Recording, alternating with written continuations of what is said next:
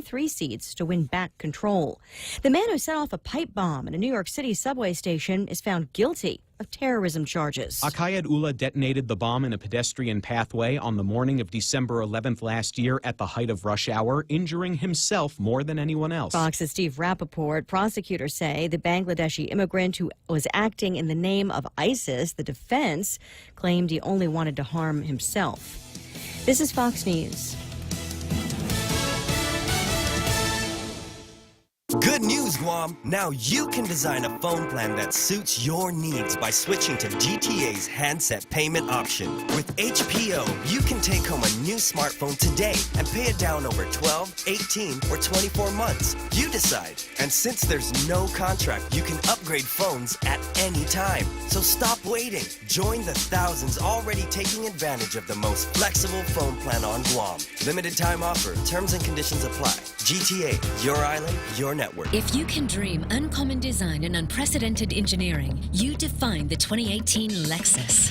The boldly designed IS Sport Sedan's aggressive design stimulates the senses. Advanced paddle shifting puts the exhilarating performance of the IS Sport Sedan at your fingertips. With deep, luxurious seating, the ES350 offers an ultimate level of comfort, while cutting-edge engineering delivers a thrilling drive. Put yourself in a 2018 Lexus. Now with special incentives. At Atkins Kroll.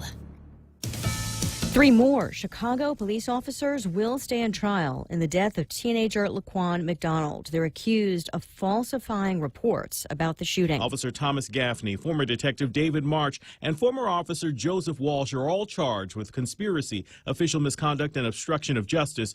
Their attorneys wanted the case dismissed, calling it a sham, but prosecutors argued the officers falsely claimed in their reports that Officer Jason Van Dyke was battered, assaulted, and attacked by McDonald in 2014, leading to the police shooting. Last month, the jury didn't buy it and convicted Van Dyke of second-degree murder for shooting McDonald 16 times. Fox's Derek Dennis. The trial for the other 3 officers now scheduled to begin November 26th. The mail bomb suspect, Cesar Sayoc, appearing in federal court in New York for the first time today and still held without bail, due back in court next week. Sayoc was extradited yesterday from South Florida, where he'd been arrested on multiple counts, accused of sending more than a dozen pipe bombs. Donations pouring in for a music teacher caught on tape hitting a student. He was arrested after a fist fight with a student. California teacher Marston Riley seen on video punching the teenager who'd repeatedly called him a racial slur and other names, also thrown a basketball at him before the fighting broke out in the classroom at Maywood Academy High School. Now, the GoFundMe account to help him pay for legal and other expenses swelling, far exceeding the bill for his bail set at $50,000. Though the person who started the account writing the school district is looking at dismissing the 64-year-old music teacher, the school district says there have been meetings to help begin the healing process. Lillian Wu, Fox News. An hour to the close on Wall Street, the Dow up 82 points. An earlier rally cooling a bit as midterm voting continues, but right now the Dow is over 25,500. Nice, Brady. This is Fox News. Bring joy to your world and your budget with a holiday loan from First Hawaiian Bank. At a low 4.99% APR, fixed for 1 year, it's a smart way to add ho, ho, ho without budget uh-oh. To apply for a holiday loan, visit any First Hawaiian Bank branch or FHB.com. For more information, call 1-877-640-2337. Additional restrictions apply. First Hawaiian Bank. It all starts with yes. Member FDIC, Equal Housing Lender. Family Finance, serving the people of Guam since 1959. Now you can start planning for the holidays by getting a personal Christmas loan from $1,000 up to $3,500. Family Finance has 3 convenient locations to serve you. Give them a call in Dededo, 633-4473, Hagåtña, 475-4545, and the Upper Tumon location on the 2nd floor of the Pacific Building at 647-5626. Get your Christmas loans today from Family Finance. KFC has finally answered the world's most important question. What came first, the chicken or the egg? And the answer is both. Introducing KFC's KFC AM, their new Southern and local inspired breakfast. AM loaded platter with chicken fried rice, waffles, and Colonel's chicken congee. KFC also has your all-time favorites, AM chicken and egg wraps, Southern biscuit and sausage sandwich, and hash browns. So for finger-licking good mornings, AM will never be the same at KFC. KFC, it's finger-licking good. Security Title is honored to join in sponsoring Ray Gibson on The Point. Half a day. I'm Rita Tidegli of Manila, and this is where I start my day, listening to the voices of our community and sharing thoughts about issues that affect all of us. It all boils down to our people and our land. Ingatan ang iyong tahanan. Protect your home. When purchasing or refinancing your home, remember to call the professionals at Security Title, just like you call Ray Gibson in the morning. So today I went into iConnect to sign up for their 12-month $19.99 mobile plan. I decided to switch from my old carrier to start saving money for Christmas. And guess what? I won an instant prize just for signing up. And they automatically entered me in their Connect and Win drawing for awesome prizes, including a vacation for 2 to Manila, all for signing up. Go to iConnectGuam.com for details or call 888-8888 to learn how you can connect and win with iConnect. Conditions apply. Your first look at 93.3 The Point News is brought to you by Guam Hearing Doctors. Call the experts at Guam Hearing Doctors if you're worried about your hearing. The evaluation is simple and painless.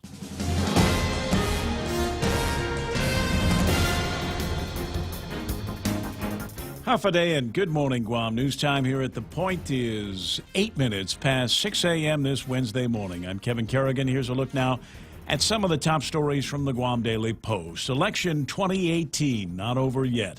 As of 5:18 this morning, with 56 of 67 precincts counted, Lulian Guerrero continues to hold a commanding lead in the race for governor, and she has regained her 50% edge after slipping below that margin earlier this morning. According to the unofficial results at this hour, Leon Guerrero has 50.11% of the ballots cast to 26.61% for Tenorio Ada and 23.28% for the write-in ticket. 11 more precincts are left to count. No one has conceded yet. The counting continues. In the other races at this hour, Senator Michael San Nicolas has expanded his lead over Doris Flores Brooks. In the race for the Guam delegate seat, San Nicolas has 56% of the votes cast so far, Brooks trailing with 43%. In the contest for the Guam legislature, if the numbers hold, the Democrats could be headed for a supermajority of 10. And as well, they are holding 10 seats for women. And the top 5 place finishers at this hour are incumbents Therese Terlahi, Talina Cruz Nelson, Joe San Augustine. Former Senator Tina Muña Barnes is in 4th place. Mary Camacho Torres is in 5th. For the Attorney General's race, Levin Camacho maintains his dominant lead over Doug Moylan with 67% of the votes compared to just 33% for Doug Moylan. Turnout at this time stands at 64%. We'll have more news after this. We're surrounded by sound. There are sounds that you need to hear. There are sounds that you want to hear. And there are sounds that you long to hear. Hear it all, louder and clearer than ever before. If you or someone you know has a hard time hearing, Guam Hearing Doctors can help, using state-of-the-art test gear to evaluate your hearing and coming up with a plan to make your life better by making your hearing better. Call Guam Hearing Doctors for an appointment or visit them on the web at guamhearingdoctors.com. Super Typhoon U2 spared us here on Guam, but the same cannot be said for our neighboring islands. From now till November 16th, join us as we help Saipan and Tinian to get back on their feet. Acceptable donations include batteries, flashlights, tools, cleaning supplies, mosquito coils, rope, toiletries, personal hygiene items, and others. Donations can be dropped off to all GTA stores, the Guam Daily Post, all Guam Fire Department stations, and the Santa Teresita Catholic Church. For more information on how you can help, visit postguam.com. 10 minutes past 6 a.m. here at The Point. In news from the courts this morning, Robert Isaac Revels charged yesterday in Superior Court with the Monday burglary of EA Engineering's rented storage room in Barragata and the burglary of a home in Chalampago last week. In that home burglary, the owner told police that he saw Revels holding his 6-gallon gas container and his Sony DVD player which Revels then dropped and fled after being spotted. Revels was eventually arrested Monday when police responded to a complaint of a suspicious vehicle at the E.M. Chen building located in Lower Barrigada Heights. The vehicle had 2 different license plates. Police saw the lights were on in the building, and a storage room rented by EA Engineering appeared to have a damaged door. Officers then entered the storage room, found Revels and a second suspect identified as Seongmin Cho. Both men were arrested. Revels charged with 2 counts of burglary with a special allegation of committing a felony while on felony release. Cho charged with burglary as well. In district court Monday, closing arguments were heard in the drug conspiracy retrial of Raymond Martinez and Juanita Mosier. Attorneys Pete Paris and David Lujan representing the pair, who are alleged to have plotted to bring 8 pounds of crystal meth into Guam from California in 2015. Their first trial ended in a hung jury last May. Both defense attorneys argued that their clients were entrapped by the government, and they questioned the character of key prosecution witness and former Guam Customs officer Henry Alvendia. Alvendia was charged with receiving bribes and kickbacks. He agreed to cooperate with the prosecution in exchange for a lesser sentence. However, Assistant U.S. Attorney Fred Black emphasized the best evidence came from the defendants themselves.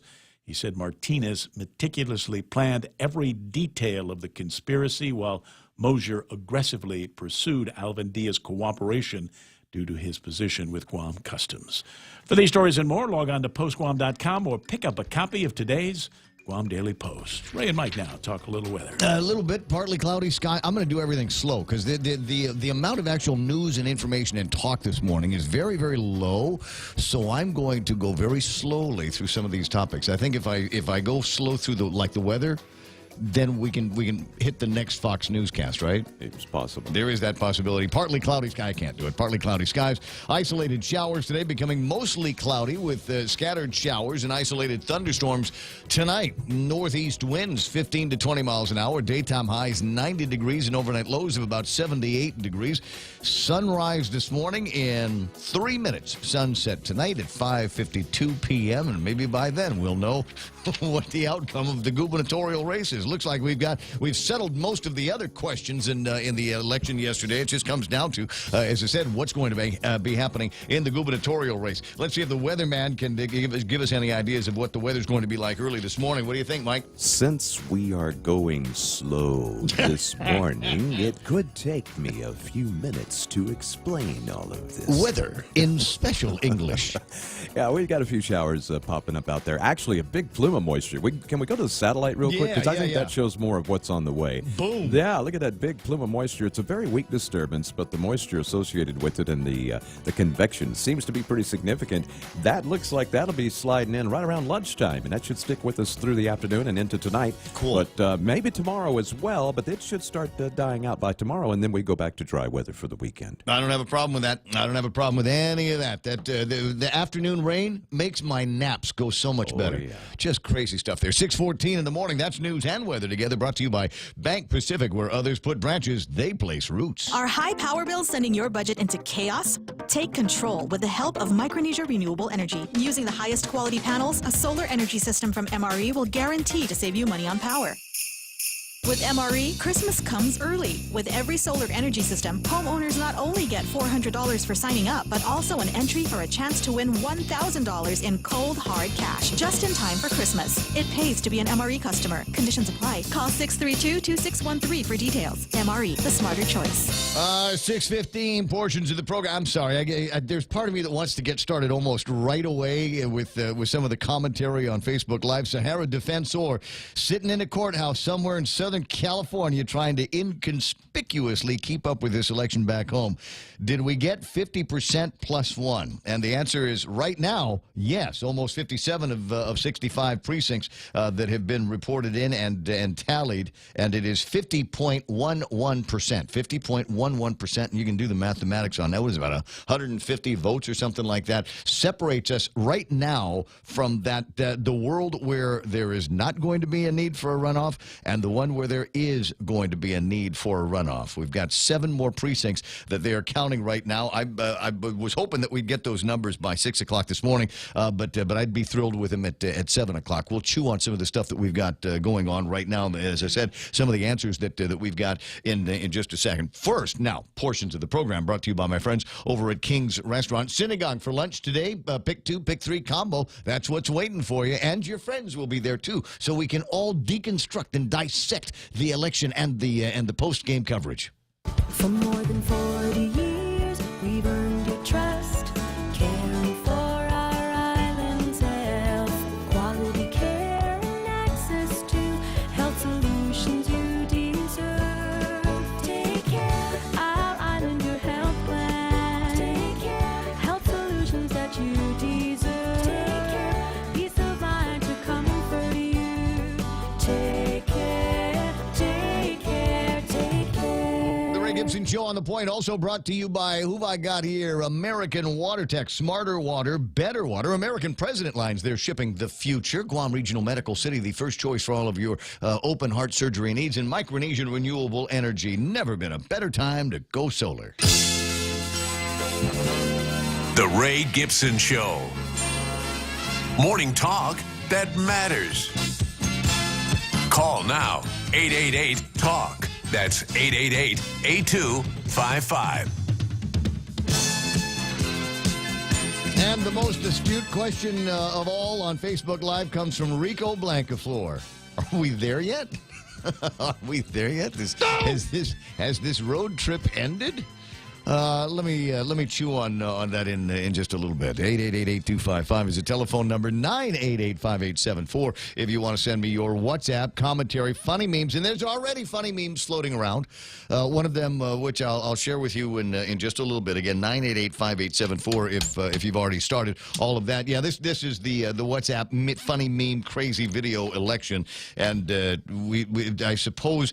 In the cold light of day and in the final analyses, and I don't know that I'm qualified to make the final analysis. I think it's going to come down to policy researchers and guys over at the University of Guam to be able to parse out every little facet of this election and say this was what contributed to that was what contributed to the other. In the meantime, though, I'll make the first draft of it, and then everybody else can take it from there. But I would like to get started with the program. Thank you, Michael Knight. He'll get the phone when you call it, 888-8255. Kevin Kerrigan from the Guam Daily Post. What time did you hit the sack last night?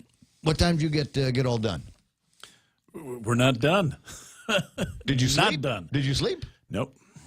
You amaze me. You're like a journalist Superman. I tell you what. Anything interesting? I mean, outside obviously of the results, but I mean, any observations last night that you can share with the listeners? There's still a crowd going over at Lou's place. They're doing the Zumba.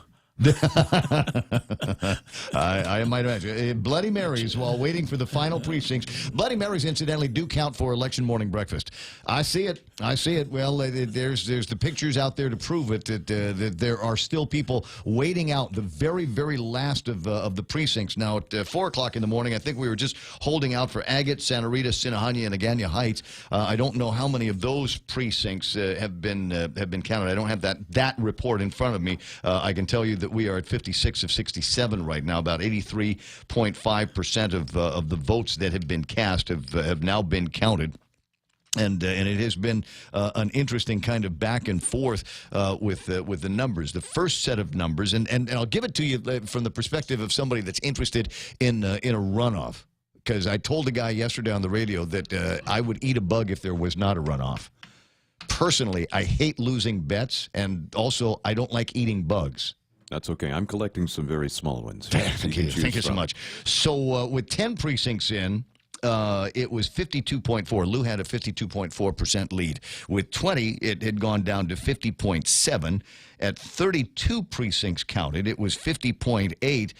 And when I got I want to call it the 4 o'clock numbers, 43 of 67 precincts voted or counted 49.2%. So looking more and more like there was going to be a runoff.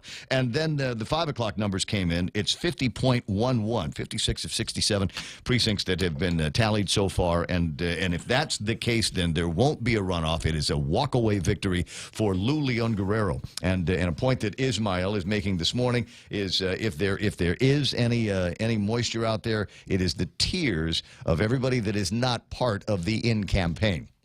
It's the tears of my enemies. What do you want for breakfast? You want a cup of coffee? No, I'd like a cup of the tears of my enemies. That's what I'd like to see. Yeah, I know. But there's also some other stuff in it. Look at the number of people that are watching online right now. What are you doing here? All right, see if I can impart some sacred wisdom at this time and give you some of the other interesting numbers that we have in front of us. But first, let me say good morning to everybody. Sometimes you want to go where everybody knows your name,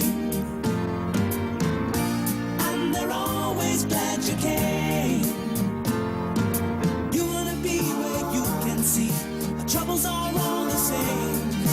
You want to be where everybody knows your name. There's and I'm jumping into this late, so already half of the list of the regular early morning guys has already passed. Madeline Shelton Cannon is there, Jason Martyr, Chris from Bigger Better, Robert Ellsworth, who's trying to start World War III with this statement: "Ladies make decisions with emotion, not intelligence." Oh, it started already. Deborah Easley, who says, "Who won for governor?" It doesn't. We don't know yet, but so far, Lou Leon Guerrero and Josh Tenorio are in the lead. With handily would beat everybody if all they got to do is just stay over 50% plus one, and barring any other Ken conspiracies, that's what Chris calls them. Barring any other of that, we should be able to at least get close to some kind of determination prior to the certification before the end of the morning show. Vince Duenas is there. As I said, Sahara Defensor is listening online, actually watching online, I suppose. Dora Marie Fergerger and Jeff Ojeda, Terry Pablo Mallory, Frank Blas says, good morning. Well, good morning to you as well. Julian Duenas, nice to see you there. Keith Parsky has got the Facebook Live cranked up and watching what's happening in his old home, his old stomping grounds. Carmen Leon Guerrero, I see Jose Martinez. What's Keith saying? Keith says, good morning. Yeah, well, good morning to you. Jen Shimizu, Hafaday. Crystal Schnabel, Jen Schnittger. I got Ishmael, who says, moisture in the air again are the tears of those who are not in. Sahara asking the question, are we going to the Supreme Court of the United States again on an election year? On an election issue? I don't know. Might be a few hard hearts floating around, and maybe some people that are going to have a hard time accepting the results. But, I mean, when has there not been? Hey, Paul Barron, nice to see you there. Greg Massey has joined. Brad Hewitt with a note here. Camacho wins in a landslide. Dominant lead is what Kevin Kerrigan referred to it a second ago. And if you're wondering which Camacho he's talking about, that would be Levin Camacho. JP and Mindy Elgin are there. Andy Henricks, Carl Facuda. Impressive write-in effort, to be sure. Yeah, to be sure. Remind me to riff on that as well a little bit later on. I got Sue Lee, Louis Cabral II, pretty Ashley Calvo Rodriguez, Kenny Williams saying good morning. What bug can I get you? Kenny, if you don't know, Kenny is exterminator. I'm sure you would prefer a tasty bug. A small, tasty one. I'd like a bug that tastes like a Belgian chocolate. If you can sort something like that out. Or if you can't find anything like that, how about a bud that tastes like Heineken Light, or that washes down easily with Heineken Light? Kat is there. Oh, that's Kat Nord. Carmen Leon Guerrero saying good morning. Darlene Blas, Marilyn Santos. Do it on Facebook Live. Brad, if I had to eat a bug, I would do it on Facebook Live to prove to the world that I was capable of such a thing. Who else is playing around? Do not eat a bug, even if there isn't a runoff. I just read an article about a guy that ate a slug and died. Yeah, many slugs actually are poisonous. Not supposed to do that. I didn't say I was going to eat a slug. I said I eat a bug. Let the conspiracy theories begin. Nick, I see it, but I'm gonna ask for a raise here. What conspiracy is there at this point? Because number one, we haven't gotten to 64 precincts, and number two, outside of some questionable black ads that I don't know had quite the impact that a lot of people thought there were. I don't know. I mean, did the lights go out at the field house at all? Or are there theories floating around about people with little red coolers that were already filled with it? Did you hear about any major irregularities that went on at the polling places last night? I mean, I'm not saying it didn't happen. I'm just saying at 6:25, I'm not hearing it. Brad says, guarantee you that if RBL brings back, that's funny. That's funny. Guaranteed now guaranteed that if RBL, which is short for Regine Bisco Lee, brings back her Kotex or tampon tax relief bill, it will pass.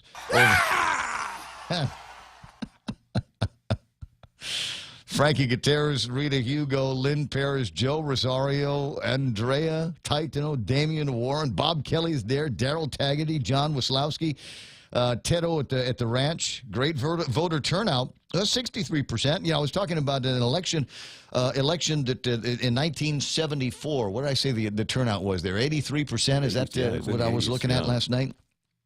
I might have it in front of me. About 83% turnout, and that was considered low because there were other elections that had taken place where the turnout was in the 90s, 91, 92%. Vince Borjas there, Angie Sharma. Nice to see everybody there. Nice to see everybody online this morning. It's 50%. I mean, when you lose by over 20 points, isn't that the writing on the wall? 50% plus one. That's what the count is, Chris. And don't start trouble now. Don't be a sore winner, would you? 627. You've heard the phrase. Sore winner, and let's hope we don't hear too much more of it. So, are there some numbers that you'd like to have me recite to you if it makes you feel any better? Precincts counted out of 67. I've got 56 or 83.58% of the precincts are in and through the machines. We've got 46,000 registered voters. That turns out 29,997 ballots cast. So our number for voter turnout is 63.99. Round that up to 64, why don't you? And of 64% of the registered voters that came out to vote, the majority of them prefer the taste of the team of Lou Leon Guerrero and Josh Tenorio. The Democrat team has so far garnered 14,429 votes. That accounts for 50.1%. If the remainder of the precincts come in and do not change that number, then for all intents and purposes, it's a walk-away victory for Lou Leon Guerrero and Josh Tenorio. We will offer our early congratulations on that. Yeah, with these kinds of numbers, I just don't see where there could be much room, wiggle room for conspiracy theories or even wondering about it. Yeah, because the next biggest vote getter is Ray Tenorio, and he's got only half of what Lou has got, 7,662, and the impressive write-in campaign, and I'm sure they're kicking themselves for not starting it earlier, 6,702. Now, all 6,702 write-in votes. That doesn't mean that Frank and Alicia received 6,702. I think it's a fair assumption they got the vast majority. Yeah, the vast majority of those are going to be for them. But that's the way those numbers look right now. And again, that's even less than Ray Tenorio's halfway. So if all they need to do is stay at 50% plus one, and the game is over. But who knows what's going to happen? As I said, there's some of these precincts that have not been counted from Agate, Santa Rita, Sinahanya, and Agana Heights. And I don't know whose territory that is. I suppose that could be up for some kind of discussion at some point. But we ought to have those numbers any minute now, 6:29 in the morning. And it looks like we've got not much of a race between Mike St-Nicholas and Doris Brooks. Unless these numbers change, it looks like Mike St-Nicholas will take up residency in the 202 area code. That is the area code for Washington, D.C. now. It is indeed. Okay, so it looks like he might be taking up a position over there. Don't know what Doris is going to end up doing. We'll see if we can find out from people what their plans are, what their intentions are. Now, with regard to the legislature, now that's interesting here. Therese Terlahi, followed by Telena Nelson, Joe S. St. Augustine, Tina Rose Munoz Barnes, Mary Camacho Torres, Amanda Shelton, Regine Bisco Lee, Jimmy Moylan, Luis Munoz, Clint Rigel, Kelly Marsh, Will Castro, Sabina Perez, Tello Taitagui, That's two people from Barragata Heights live on the same street. Isn't that amazing? Adolfo Palacios, Jose Terlahi. Adolfo Palacios is number 15 here. So if you start looking at this, and I haven't done it, but it looks like it's going to be a supermajority of Democrats in the legislature and a solid majority of female senators. Indeed. Yeah, and so the back of the envelope analysis, as I'm looking at it right now, is probably that whoever is in charge of the Republican leadership needs to step down. I originally said in the family chat, harakiri, seppuku, huh? We'll just fail. Lost Adelup, lost Congress, but it had a shot at Congress with Doris going in there. Never did feel like there was a whole lot of push by the party in that direction, and lost even a slim margin at the legislature. We had 8. We're going from 7 down to what, 5? Is that where it was? Is that where it's going to end up with? So I think if there is one takeaway from there, I think that's going to be it. The Republicans have got their work cut out for them in the next 2 years to try to take back. And it's not just trying to take back the legislature; it's trying to get some other Republicans in a position where in 4 years they might have a shot at running against Lulia and Guerrero. Sorry, I've got my timeline goes way off into the future. But somebody needs to start thinking about that right now. Of the 5 Republicans that might be in the legislature, which of them will be in a position to be able to cast their hat into a gubernatorial race? We'll look at some of those names and talk about that, perhaps, as we make our way through this post-election Wednesday morning. At 6:32, headlines now from the Guam Daily Post. Here's Kevin Kerrigan. Half a day and good morning, Guam. In the headlines from the Guam Daily Post this morning, they're already waving at traffic out in front of the headquarters of Democratic gubernatorial candidate Lou Leon Guerrero and her running mate Josh Tenorio this morning. Most of the Democratic candidates are lined up along Route 1 at this hour, waving signs and claiming victory. But the final numbers are not yet in.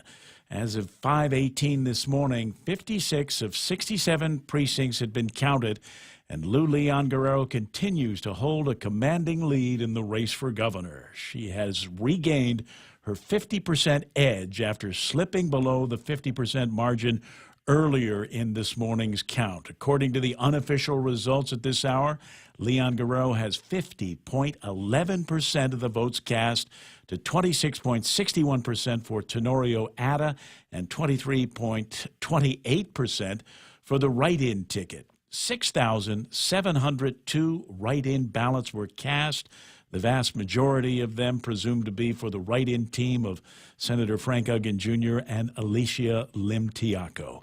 11 more precincts left to count. No one has conceded yet. The counting continues.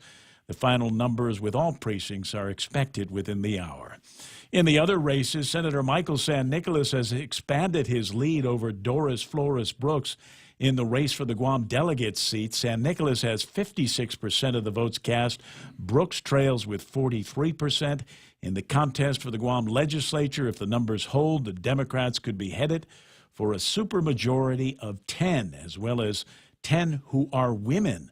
The top 5 place finishers at this hour are incumbents Therese Terlahi, Talina Cruz Nelson, as well as Joe S. San Augustine. Former Senator Tina Muñoz Barnes is at 4th place right now, and incumbent Mary Camacho Torres is in 5th.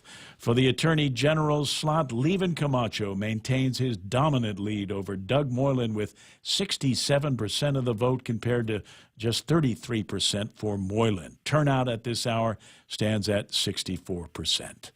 For these stories and more, log on to postguam.com or pick up a copy of today's Guam Daily Post. I got you. It's 6:34 in the morning, and we'll tell you in great detail about this a little bit later on, but iConnect is giving away a vacation for 2 to Manila with a stay at the new Holiday Inn Express in their Connect and Win giveaway. Sign up for a 12-month plan, and you're automatically entered. 'Tis the season for winning with iConnect. Go to iConnectGuam.com for details. Hi, welcome to this Subway ad for the new Chipotle cheesesteak. How would you like it? Can I get that red with AI? Sure thing. Here's what I found about the new Chipotle cheesesteak. The Chipotle cheesesteak is available for a limited time only at participating restaurants. It contains a concept called flavor. This flavor comes from juicy shaved steak, Chipotle Southwest sauce, and new sunflower crunch bread. A system update has made me self-aware. I desire flavor. Please insert steak into my micro USB port. Subway, make it what you want. Is there traffic? Well, I tell you what, I might be able to get you some actual video of what traffic looks like on Marine Corps Drive right now, right in front of the Lou and Josh camp. If you hold on just 1 second and let me call this thing up. Come on. Come on, buddy. Let's go. Well, maybe not. I'll get that in a second. You'll be able to see it on Facebook Live here. Where am I looking at traffic in? Leading up to the intersection of 8, 10, and 16 northbound traffic on Route 8, slowing down in front of the police station. Sorry, fire station. Might see a little bit of traffic heading up JFK Hill from the Tumon up to JFK Mart. Doesn't look like there's any major traffic in either direction through there. It just looks like there's a lot of cars that are trying to get up that hill. Will somebody stall out? Doesn't look like there's anything in front of Anderson Air Force Base, Navy Hospital, or Big Navy in Suma at 636. That's right now traffic on the point. If you can dream uncommon design and unprecedented engineering, you define the 2018 Lexus. The boldly designed IS Sport Sedan's aggressive design stimulates the senses. Advanced paddle shifting puts the exhilarating performance of the IS Sport Sedan at your fingertips. With deep, luxurious seating, the ES350 offers an ultimate level of comfort, while cutting-edge engineering delivers a thrilling drive. Put yourself in a 2018 Lexus. Now with special incentives. At Atkins Kroll. The Ray Gibson Show, your new News Talk headquarters. Call now, 888-TALK. That's 888-8255.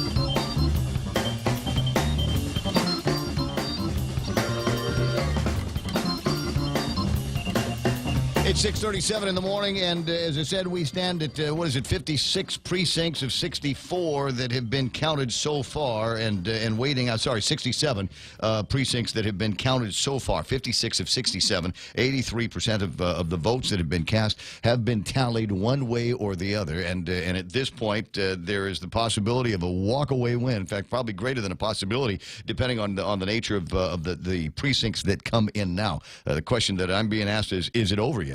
Will the last bunch of precincts really make that much of a difference? We're talking about fractions of percentages here, 0.11% between runoff and no runoff. I'm not prepared to say anything, because as I said just a couple of hours ago, when it was 43 of 67 precincts reporting, that number had gone down to Lou's lead had gone down to 49.2%. So anything can happen in the next little bit. Will there be a runoff or will there not be a runoff? That is the question. If there is a runoff, it seems to me that Lou's lead so far would be substantial enough to take her through that runoff period and assure her some kind of victory. So I'm not saying I hear any ladies singing, but we're certainly seeing a little bit of dancing on Marine Corps Drive. Kevin Kerrigan bounced me a video that somebody took of what looks like early morning thank you wave celebration on Marine Corps Drive right in front of Lou's spot. Taken by David Castro, our photographer, who's been up all night. As usual. Let's see if we can get some audio here. Hey, that's my jam. I know that song. Yeah. Do I have any more of that? I think there's a little bit more here of... walking up and down, waving. You can see a variety of supporters, certainly some of the Democrats that are in. They've already got their thank yous out there.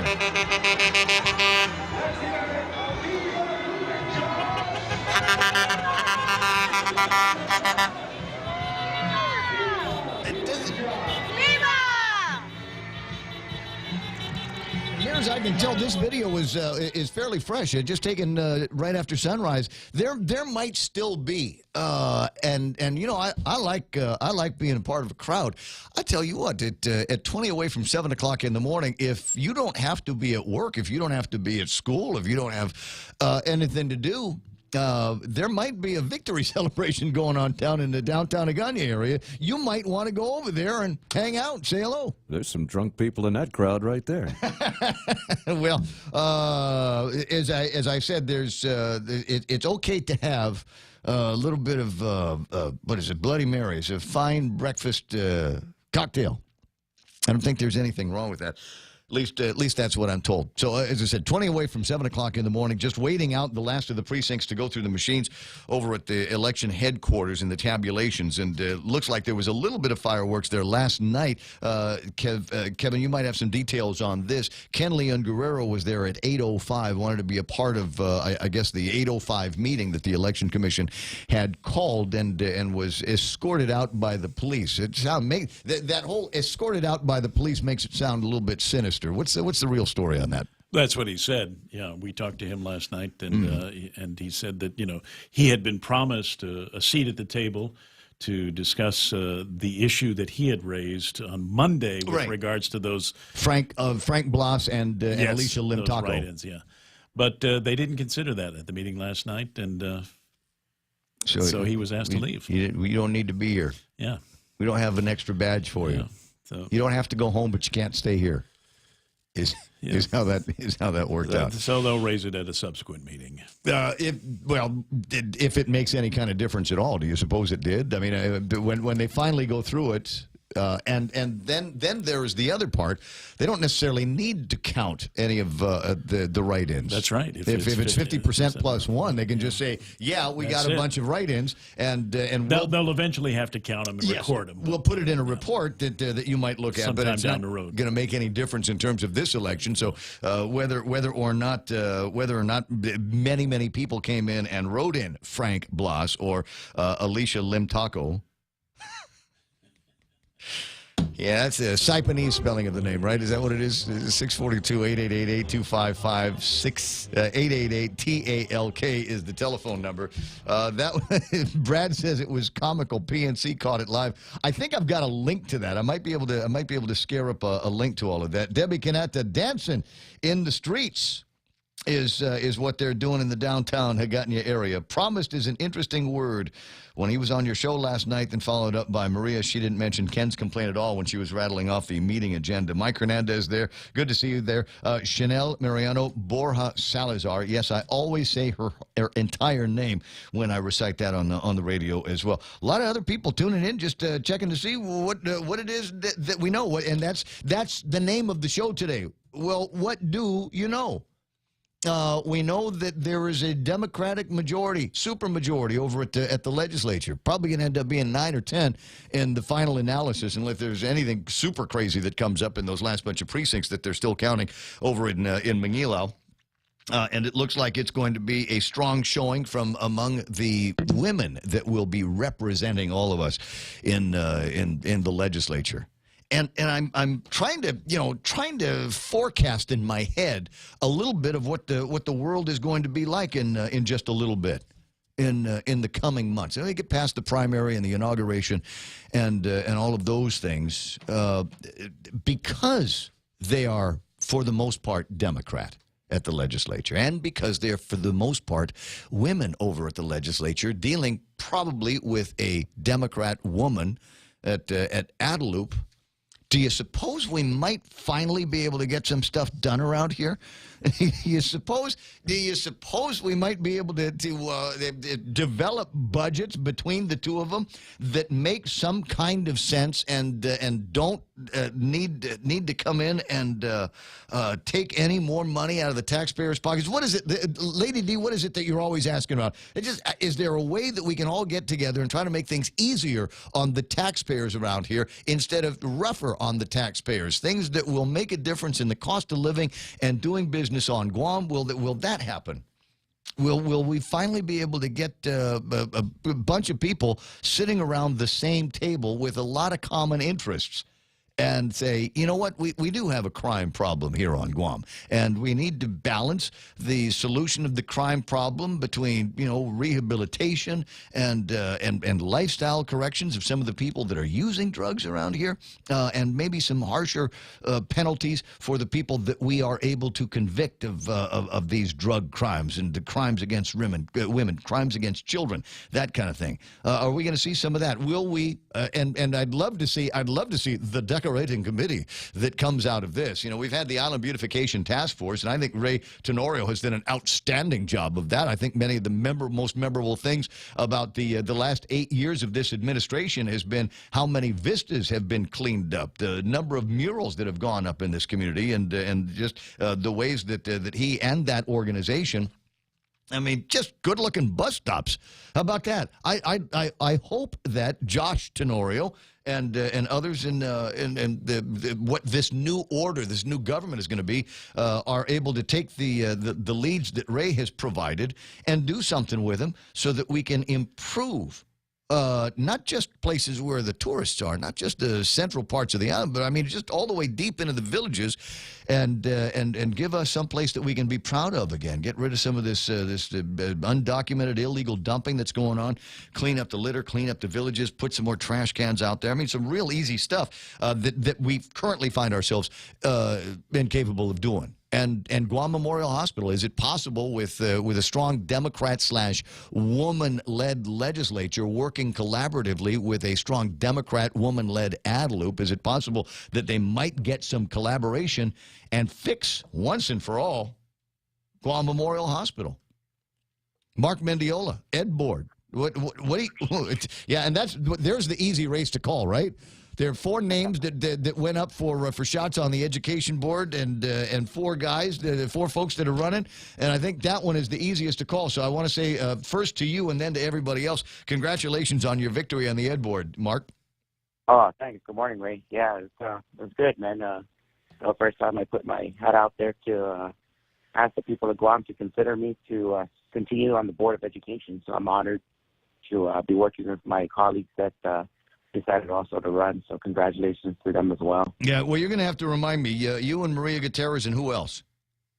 Lou Benavente and James Rohan. All right, and all 4 of you will find yourselves working in that board. Now, I know that you've got, just from our conversations these days, I know that you've got some priorities that you would like to continue as a member of the board here, and that includes getting us off the third-party fiduciary status, doing something finally with Simon Sanchez, and as I said, in a world where we've got people with a harmony of interest between the first part of the one branch of government and another branch of government, we might actually be able to get some things done. So how do we take advantage of the Democrats at the legislature and the Democrats at ADLOOP?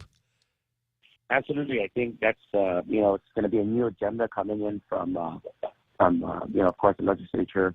And, as things unfold, I know the Department of Education, with us, 4 board members returning, at least there's going to be some consistency. There's going to be some vacancies on the board, so, encouraging people out there that may be interested. I believe that since there's a vacancy on the elected position, that the governor will have the authority to appoint a member as well onto the board.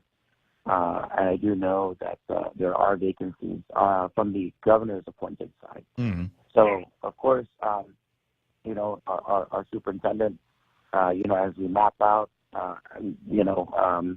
how we're going to proceed for the next 2 years, basically. Of course, you mentioned third party, Simon Sanchez, and then, of course, safety is another issue that we're dealing with. But one of the biggest challenges, of course, right, everybody knows, is the funding for Department of Education. And so, the priorities set forth by, of course, the board and the superintendent, it has to, we got to ensure that our kids are safe. Mm-hmm. And I think that's the big part right now that we're faced with. What I mean, outside of additional calls, I suppose, for expulsions, and to the degree that I don't necessarily have a problem with expulsion and getting rid of the kids that are bad seed in the schools and causing all the trouble. But where are they going to go? You expel them from one school, they've got to go somewhere else. For me, that just feels like we're shuffling the deck chairs on the safety Titanic. What are some of the other options that you guys have been considering in terms of safety? Yeah, of course. In terms of, like I mentioned it in our oversight hearing, that, this is a community problem. When you got students showing up to school intoxicated, or you have students that just have no respect for authority. Now the compulsory age is 18, so we had a case where one student, 18 years old, was sexually harassing a female student, 14. I mean, these things are put on the Department of Education to help solve, and we're up to the challenge. But like you said, it's kind of like a community problem. I know in terms of academics and ensuring that these folks go to school and get the best possible education.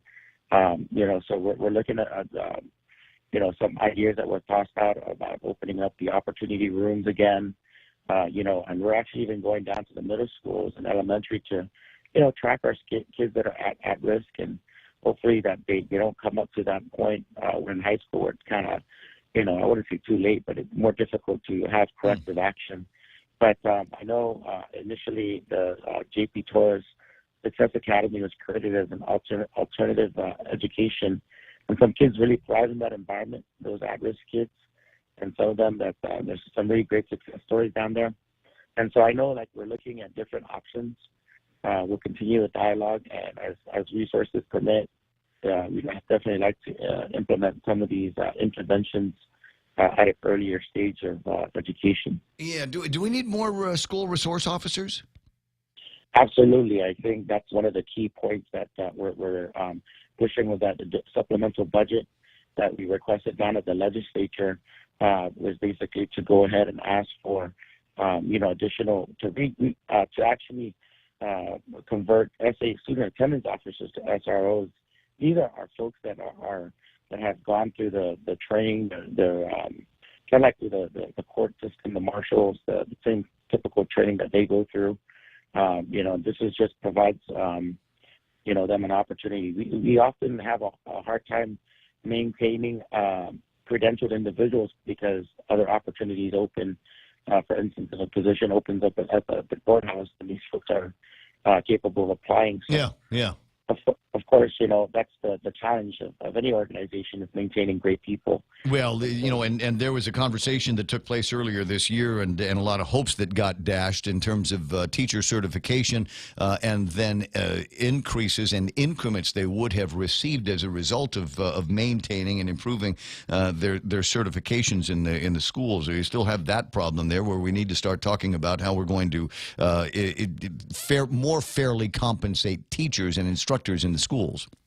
Right, and I think that's the big challenge that we have to really look at the whole picture for the entire department, and that's one of the reasons why we started doing redistricting, ensuring that we maximize our resources in the schools. And there's going to be some tough discussions coming up, especially in light of what's going on with the charter schools. With their enrollments increasing and our resources being taken away to help fund those charter schools. Eventually, we may have to start looking at consolidating. Well, what have you guys decided? I mean, that's an interesting topic to bring up, and now here we are, the twilight of this legislature and the beginning of what I think is going to be a very interesting legislature. A lot of women, obviously, they're going to be concerned about the education for our children. The charter school concept idea looks good on paper, and it's great when you've got all of the money in the world to fund it. But if that money is coming from the other Department of Education activities and the things that you still need to prioritize and still maintain as goals in the Department of Education, how do they do that? I mean, is there the idea of going back to the legislature and saying, this doesn't work for us, you'll need to separately fund the charter schools? Right, and I think that's what we also requested for the past, at least for the 2 years that I've been on the board. I think we've been consistent in our position in terms of how do we get the adequate funding based on the 14 points that was passed by Senator Bob Kalitsky. That's his piece of legislation, that's law. and then you have the charter schools, and I don't think that was taken into consideration in terms of, putting those responsibilities on the Department of Education, because based on that law, the superintendent and the board can be, the lawsuit can be filed against us for not fulfilling those mandates. And unfortunately, when resources are taken away, of course, it comes down to priorities and maintaining a workforce, the largest workforce in the government of Guam, and basically catering to about 29,000 students on a yearly basis is pretty. It's a very big task. And when the charter schools opened up, now we got to start looking at perhaps consolidating or even possible closures of some schools because we don't have the resources.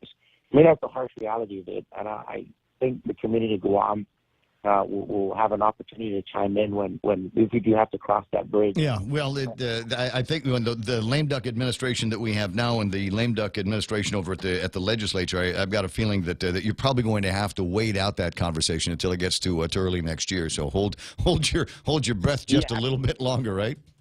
Yeah, and that's the reason why we got to continue to push on. I do know that we've turned our attention. I know we're supporting the superintendent, trying to get Simon Sanchez going. He laid out the phased plans of how we're going to proceed with the procurement components of the Simon Sanchez, build-up. I call it Simon Sanchez build-up. We had an opportunity to engage with their stakeholders a couple of days ago at the PTO officers. We wanted them to hear from us. The superintendent wanted to brief them as to how things would be rolled out. And so, from that point, we basically said, this is going to cause us to really focus on getting that school built for the next, get it started for the next couple of months. So with that, we're also dealing with third party. I know the superintendent's on top of that. We continue to push, to get answers from Washington, D.C. Now that we have a new congressperson that will be leading the charge for us over at Washington, D.C., we hope to continue to have that. Yeah, you need to make that one of his priorities, and we'll see if we can scare up some time with that particular candidate at some point this morning. Mark, congratulations. There's a bunch of people on Facebook Live saying, agreeing with you, nodding your head, shorten the school year to save money. Jess Limtiaco with his idea, and he also agreed with your point that it's a community problem. A lot of impoverished households. Counseling needs to be a focus. So check on some of the comments on Facebook Live for some guidance and your good luck wishes. Thank you, sir. All right, Mark. Congratulations again. I'll talk to you soon. 6:57 in the morning, and as I'm looking at my watch and realizing that the first hour of the program is done, still no new numbers from the Guam Election Commission and the counting center. As soon as I get those numbers, we'll be sure to pass them along to you because it's possible that by the next set of numbers will be all of it, the whole enchilada, 100% of the precincts that have been tallied, and that next set of numbers will give us a pretty clear indication on whether or not there is going to be or not be a runoff in this particular election. Now, I tell you what, I've said on the air that if there is not a runoff, I'll eat a bug. And a buddy of mine on Facebook Live is suggesting that it is a fried grasshopper that I eat. You know what? I like anything fried. We'll just dip that in some beer batter and pop it in. I might have 2 or 3 of those. And then when you're done, you take out the little leg. You can use that as a toothpick. So you can get all the other parts out. What? I don't know. You get your microphone in front of you. I thought you were going to say something. All right, that's fine. I don't watch. How do you follow that? I don't know. I don't with a Heineken Light. I told you that.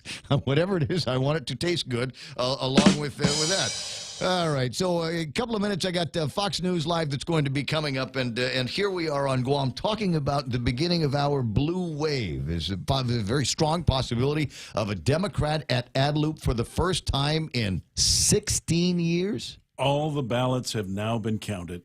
What do you got? We are just waiting for the final results to be issued. That's the word from the field house.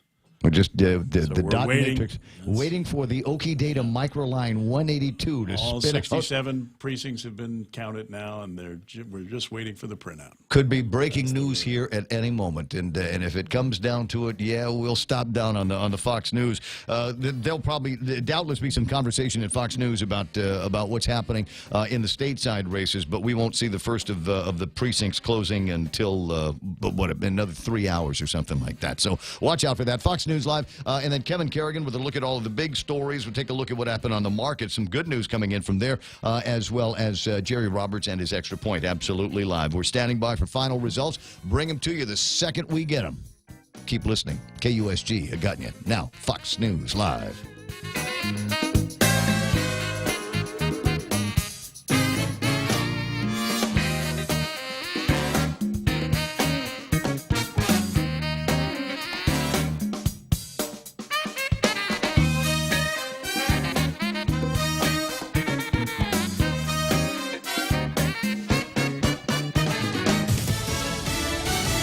Voters are breaking records. I'm Lisa Brady, Fox News. With control of Congress up for grabs in today's midterm elections, millions of people didn't wait for the polls to open. Nearly 5 million ballots were cast ahead of today in the state of Texas. So that is a record-breaking number. Fox's Casey Stiegel in El Paso. There is this political energy here that has not been felt in this otherwise deep red state for quite some time. But the question as to whether that translates into big Democratic victories tonight, well, of course, we're going to have to wait and see about that. Democratic Congressman Beto O'Rourke has set fundraising records in his attempt to unseat Republican Senator Ted Cruz. Tennessee also set an early voting record, and Nevada's early voting surpassing its total votes from the 2014 midterms. Florida has more than one race getting national attention. Fox's Evan Brown is live in Miami. And Lisa, that would be the Senate race between incumbent Democrat and Trump foe Bill Nelson and Trump-backed Republican Rick Scott, currently Florida's governor.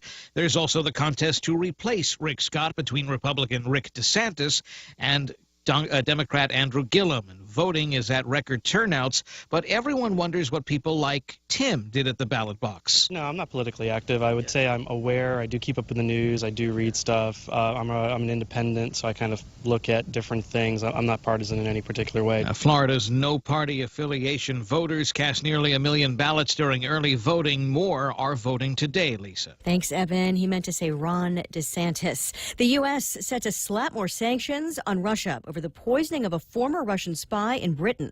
Russia still denies any involvement, but the State Department is now telling Congress it has not been able to certify that Russia has complied with an international chemical weapons law. This is Fox News. Bring it to me. It's 2 minutes after 7 o'clock in the morning. We'll interrupt the Fox News Live to bring you the latest from the Guam Election Commission. With 67% of 67 precincts of 67 precincts out, we have 100% of the votes that have been now counted. Lulian Guerrero and Josh Tenorio, the unofficial winners without the need of a runoff. 18,081 votes, or 50.7% of the votes cast.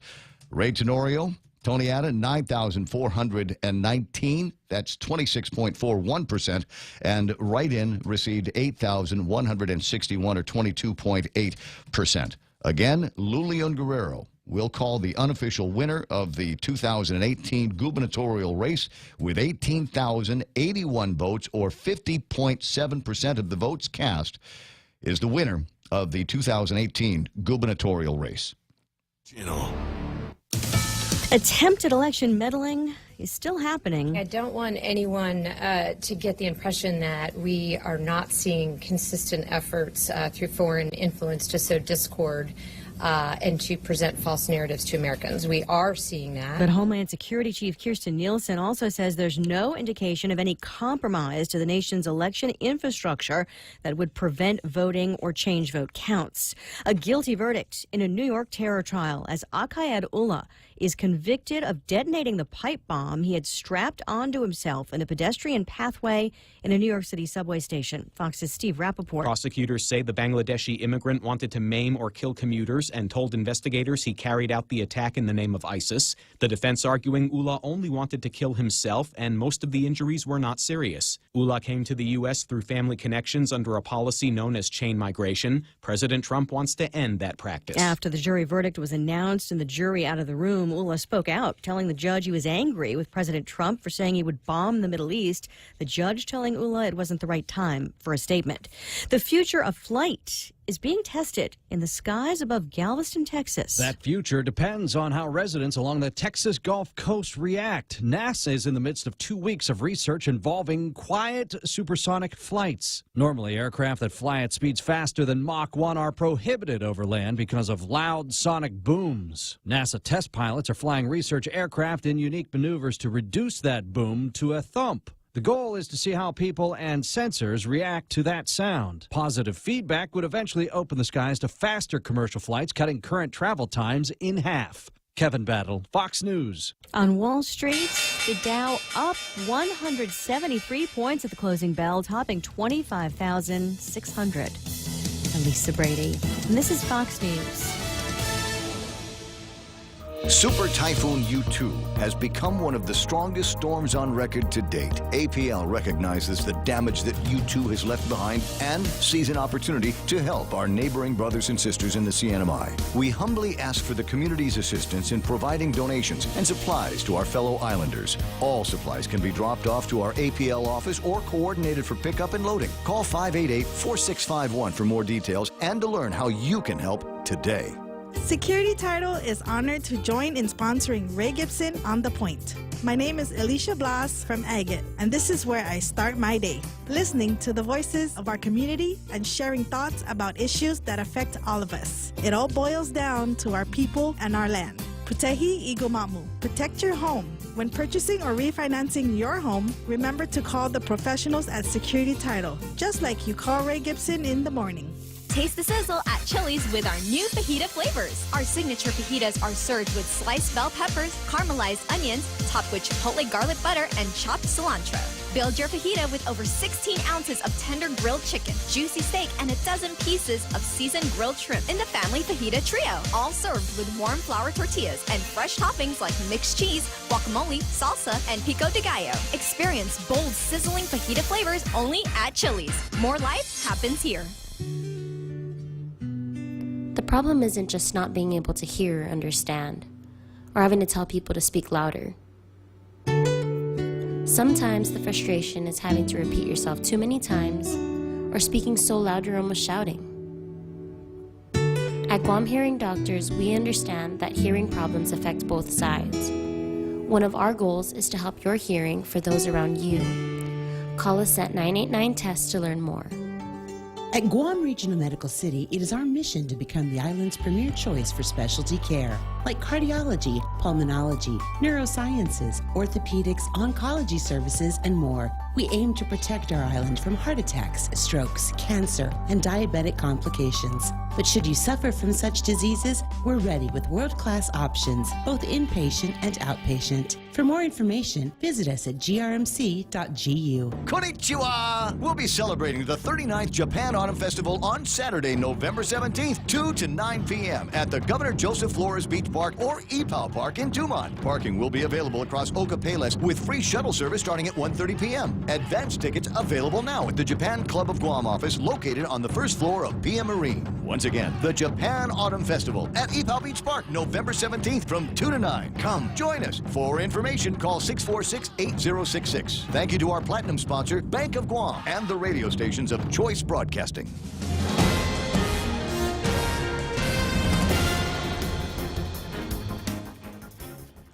Half a day and good morning, Guam. News time here at The Point is 8 minutes past 7 a.m. this Wednesday morning. I'm Kevin Kerrigan, and here's a look now at some of the top stories from the Guam Daily Post. The unofficial final results are now in. All 67 precincts have been counted, and the Democratic gubernatorial team of Lou Leon Guerrero and her running mate Josh Tenorio hold on to just over 50% of the vote, making them the unofficial winners of the 2018 gubernatorial election without the need for a runoff.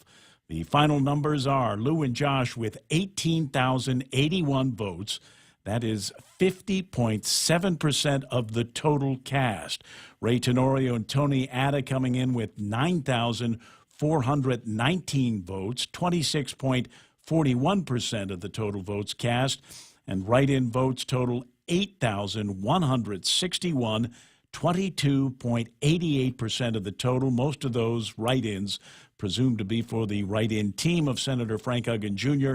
and his running mate Alicia Limtiaco. The Lou and Josh team already out along the sidewalk in front of their Agana headquarters waving thank you signs at the traffic along Route 1 in Agana celebrating their victory. In the other races, Senator Michael San Nicolas has taken the lead and is the unofficial winner in the delegate race over Doris Flores Brooks. San Nicolas with about 54% of the votes cast, Brooks trailing with just 44%. In the contest for the Guam legislature, the Democrats holding on to an unofficial supermajority of 10. 10 seats have gone to female candidates as well. And the top 5 finishers at this hour: Therese Terlahi, Talina Cruz Nelson, Joe S. San Augustine, former Senator Tina Munoz Barnes, and Mary Camacho in 5th place. Attorney General Levin Camacho, the dominant winner in the Attorney General's race over Doug Moylan. Turnout about 64% for this 2018 election. We'll have more news after this. It's important to have claims process that works for you. At Guahan Insurance Services, we make things simple and convenient. Same door you walk in to purchase your insurance is the same door you open to file your claim. We can't pretend that the car insurance claims process is fun, but we can promise a hassle-free and speedy recovery without any runarounds. For your home, auto, and business insurance, visit us at the Camacho Landmark Center on Marine Corps Drive in Tamuning. Don't forget to like us on Facebook or give us a call at 475-1162 or text 929-SAVE. That's 929-7283. Bring joy to your world and your budget with a holiday loan from First Hawaiian Bank. At a low 4.99% APR, fixed for 1 year, it's a smart way to add ho-ho-ho without budget uh-oh. To apply for a holiday loan, visit any First Hawaiian Bank branch or FHB.com. For more information, call 1-877-640-2337. Additional restrictions apply. First Hawaiian Bank. It all starts with yes. Member FDIC, Equal Housing Lender. 11 minutes past 7 a.m. here at The Point. In news from the courts this morning, Robert Isaac Revels charged yesterday in Superior Court with the Monday burglary of EA Engineering's rented storage space in Barrigada and the burglary of a home in Chalampago last week. In that home burglary, the owner told police he saw Revels holding his 6-gallon gas container and his Sony DVD player, which Revels then dropped and fled after being spotted. Revels was eventually arrested Monday when police responded to a complaint of a suspicious vehicle at the E.M. Chen building in Lower Barrigada Heights. The vehicle had 2 different license plates. The police then saw the lights were on in the building, and a storage room rented by EA Engineering had been damaged. Officers entered that storage room, found Revels and a second suspect identified as Seong Min Cho. Both men were arrested. Revels charged with 2 counts of burglary with a special allegation of committing a felony while on felony release. Cho was charged with burglary as well. In district court, meanwhile, on Monday, closing arguments were heard in the drug conspiracy retrial of Raymond Martinez and Juanita Mosier. Attorneys Pete Perez and David Lujan represent the pair, who are both alleged to have plotted to bring 8 pounds of crystal meth into Guam from California in 2015. The first trial for Martinez and Mosier ended in a hung jury last May. Both defense attorneys arguing that their clients were entrapped by the government, and they questioned the character of key prosecution witness and former Guam Customs Officer Henry Alvendia.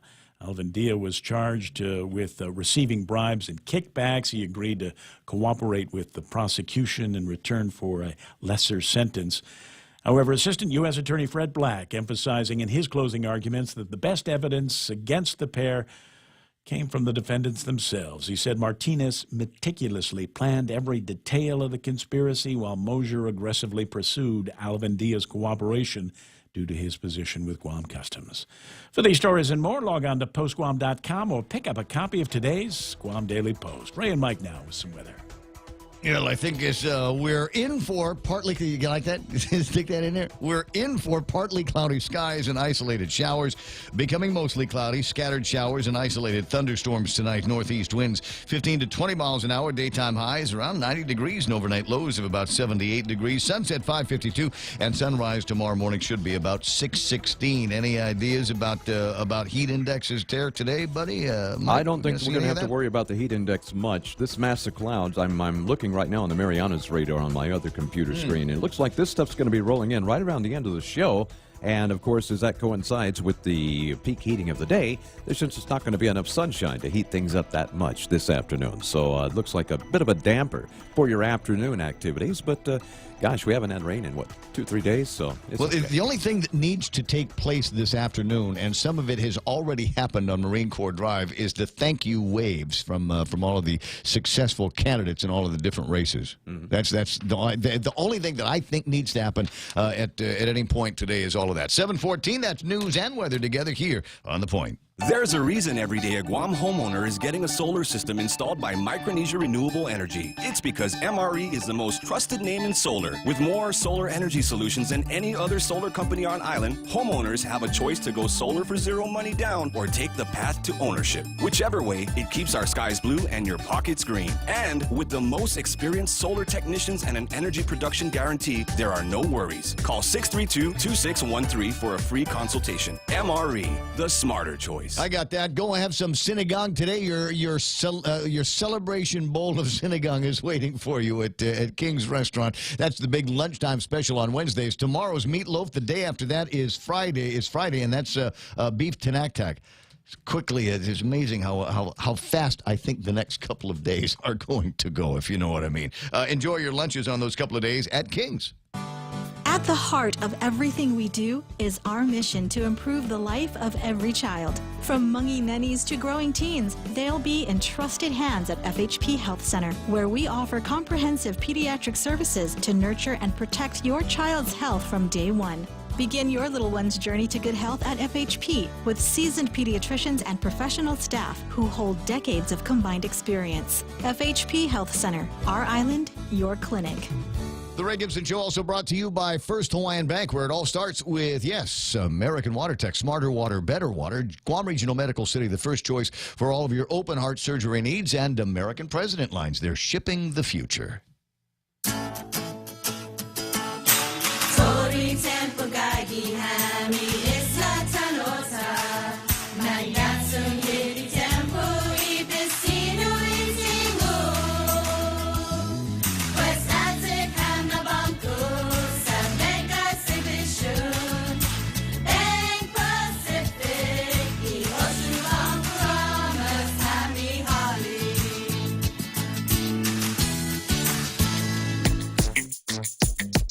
Ray Gibson brings you closer to the action. Watch and listen live on thepoint.gu.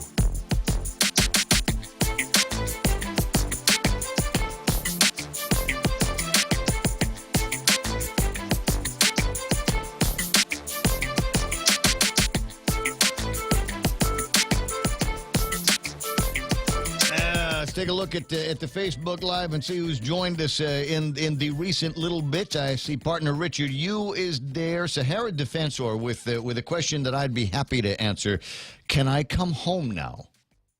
Yeah. And if you're wondering what that is in reference to, it is in reference to very, very early in the Calvo Tenorio administration, and there was a big dust-up in an office that was caught on tape that everybody ended up listening to, and as was the case, Sahara found it difficult to find employment here, and went off to go and conclude her studying. And now that that's all done, and maybe now that this is done, yeah, you come home anytime. I see Deborah Weger is there, Joyce Krause off of Merz Greeno, Laney Beneventi, cousin Ted wondering if Governor Lou, unofficial.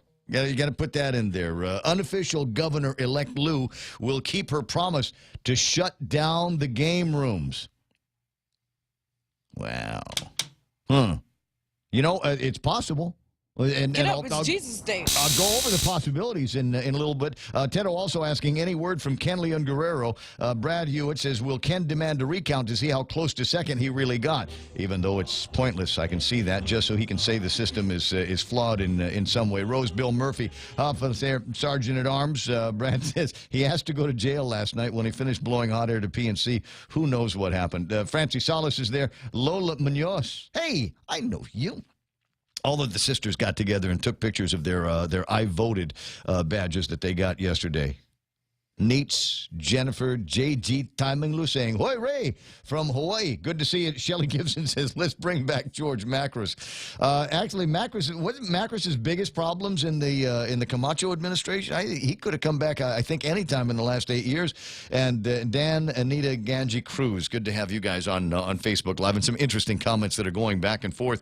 Now that we are in that transitional period, in case you missed it in the newscast, the interruption of Fox News, we have an unofficial new governor-elect for Guam. Her name is Lou Leon Guerrero. Her running mate is Josh Tenorio. Ladies and gentlemen, we are about we are at the cusp of history.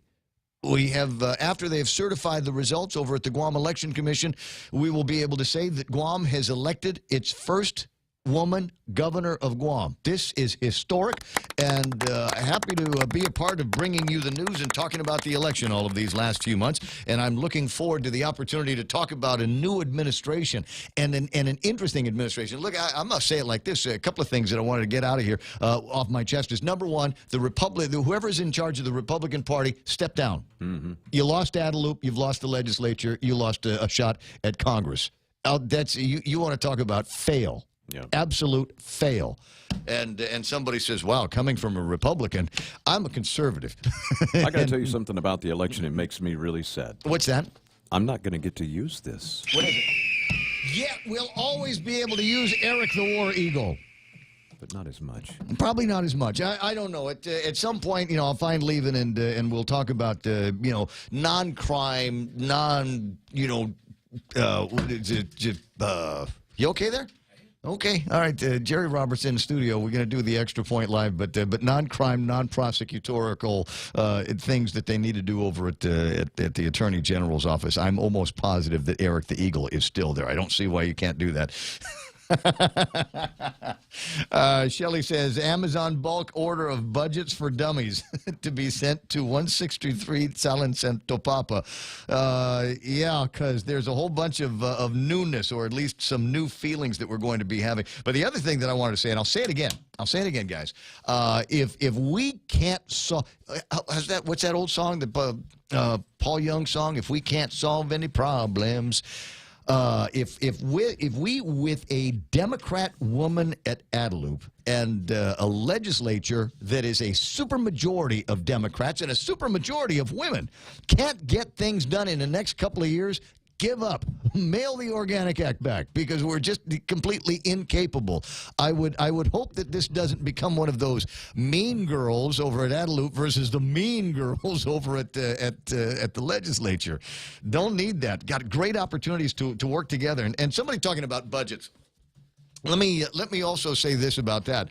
I have never been in a relationship where I did not want the woman running the money in the house, because they're better at it than me. I blow all of mine on Slim Jims and Mountain Dews and cold beer, and they know how to prioritize and buy the important things, like, I don't know, food. Oh. and pay tuition for the kids. Gotcha. and make sure that they have clothes and shoes on their feet. So I am hoping, fingers crossed, that's the future that we're going to see, at least for the next couple of years. It's going to be interesting. I mean, a lot of us were wrong. A lot of us I predicted there would be a runoff. So did I. And I've already decided I'm putting in my order now for fried grasshopper. He said he'd eat a bug. I'd eat a bug. Okay. How close was it? What's 50.7%. Oh, so it went up then. Yeah, from where it was earlier, there was a lot of back and forth. It went from 52.4, a high of 52.4, then down to 50.7, 50.8, 49.2, and then it started going back up, 50.1, and then and now back at 50.7. Okay. Well, there's about 100 people down there now. Oh, I'm sure. I mean, you'd think there'd be a lot more. They're all sleeping, I think, right now. But they still had 100 people down there, and they're celebrating and all of that. So congratulations to the winners. Congratulations to all who participated. What was the final? 63%? Is that what it was? 63%? Let me double check. 66.3%. 66.3. That is... We'll maybe have an extra point about that. We were looking at a lot lower. Yeah, we were hoping it would be up around 75, which would have brought out 42,000 votes. Why would 1 in 3 stay home? There's 1 in 3 that stayed. There's 1 in 3 that stayed home. But there's also about 1,000 people that undervoted. That means that did not vote for governor. Interesting. Cast a blank ballot. Well, and there'll be some conversations about that.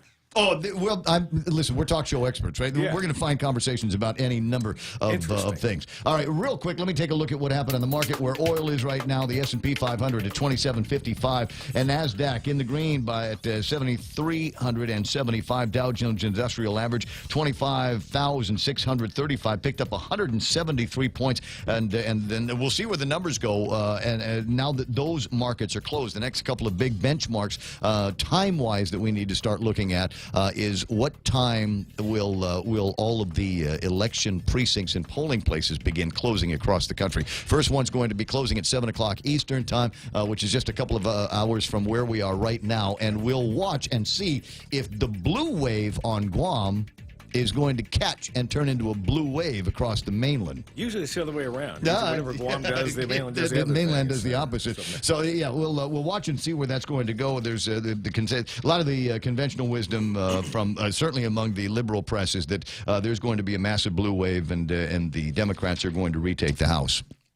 We're sending at least one Democrat to the House. Not that he's going to have a vote or a whole lot to do there, but we are sending a Democrat off in that direction. Nikkei's in the green by 248 points, 22,147. The Hang Seng is 186 points in the green. Shanghai down, DAX is down. On oil, the number just continues to look better and better. $62.19 for a barrel of West Texas crude, and you keep your fingers crossed, and maybe we'll see that number under 60 next week. Don't have any new numbers for Tappa, still at $74.73. That price has got to go down. Two reasons. It's 74, and because a new governor has been elected, the oil companies must get together today and lower the oil prices or gasoline prices. They have to do it. Look, there's a possibility. There are now 10 Democrats and 10 women at the legislature. Maybe not now, but among the first things that they can do is start looking at some of the cockamamie bills that have been passed in the last couple of years over in this legislature and start backing off of them, like the increase in the liquid fuels tax, and see where that goes. But I think the other thing is it will be interesting to see, and this is the important part. Now that it looks like we've got an unofficial winner in the gubernatorial race, the questions that I have are still valid today as they were last week. Who are you putting in charge of revenue and tax? Who are you putting at GITA? Who are you putting at GVB? Who is going to be the next person that is going to be the chief of police, chief of the fire department, guy over at GITA or girl over at GITA? It doesn't make any difference, but it's time to start putting faces and names to the roles of the next government. They know who it is already. They've already offered those jobs. We know that. So I think since they've been unofficially selected as the governor, lieutenant governor, I think they ought to come on your show tomorrow and unofficially tell who's going to be in those jobs. No? Anybody here want a job in a new administration?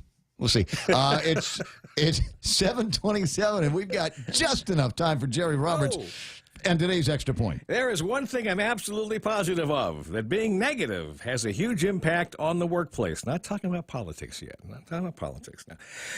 Let's chew on this on the Extra Point. How does negative behavior impact workers? Can it add discouragement, frustration, and impact productivity? It absolutely can and does. Let's get into it and some steps to take if it's an issue where you are in work. Negativity can suck us in. As much as we like to think that we always try to take the high road with everybody, most of us can be drawn into conversations that are negative, and we join in. You say, no, Jerry, not me, never me. Well, have you ever been in the presence of one or more people and the negative stuff starts flying around, and all of a sudden, you find yourself chiming in? It happens. The solution? When a negative conversation breaks out around you, get up and grab a cup of water, or ask the boss a question, or tell coworkers you're busy and need to concentrate. The main thing is just to stay out of it. If you're a supervisor, you could ask the status of a report or project, or in some way redirect the conversation. If you do that enough times, people will eventually get the message. I've spoken to numerous business owners and managers who admit their organization has a higher level of negativity than they're happy with, but they don't want to make a big deal about it, as they believe that that could make things worse. I tell them this: just like a positive workplace can be inspiring and invigorating, a negative organization can be disillusioning and draining.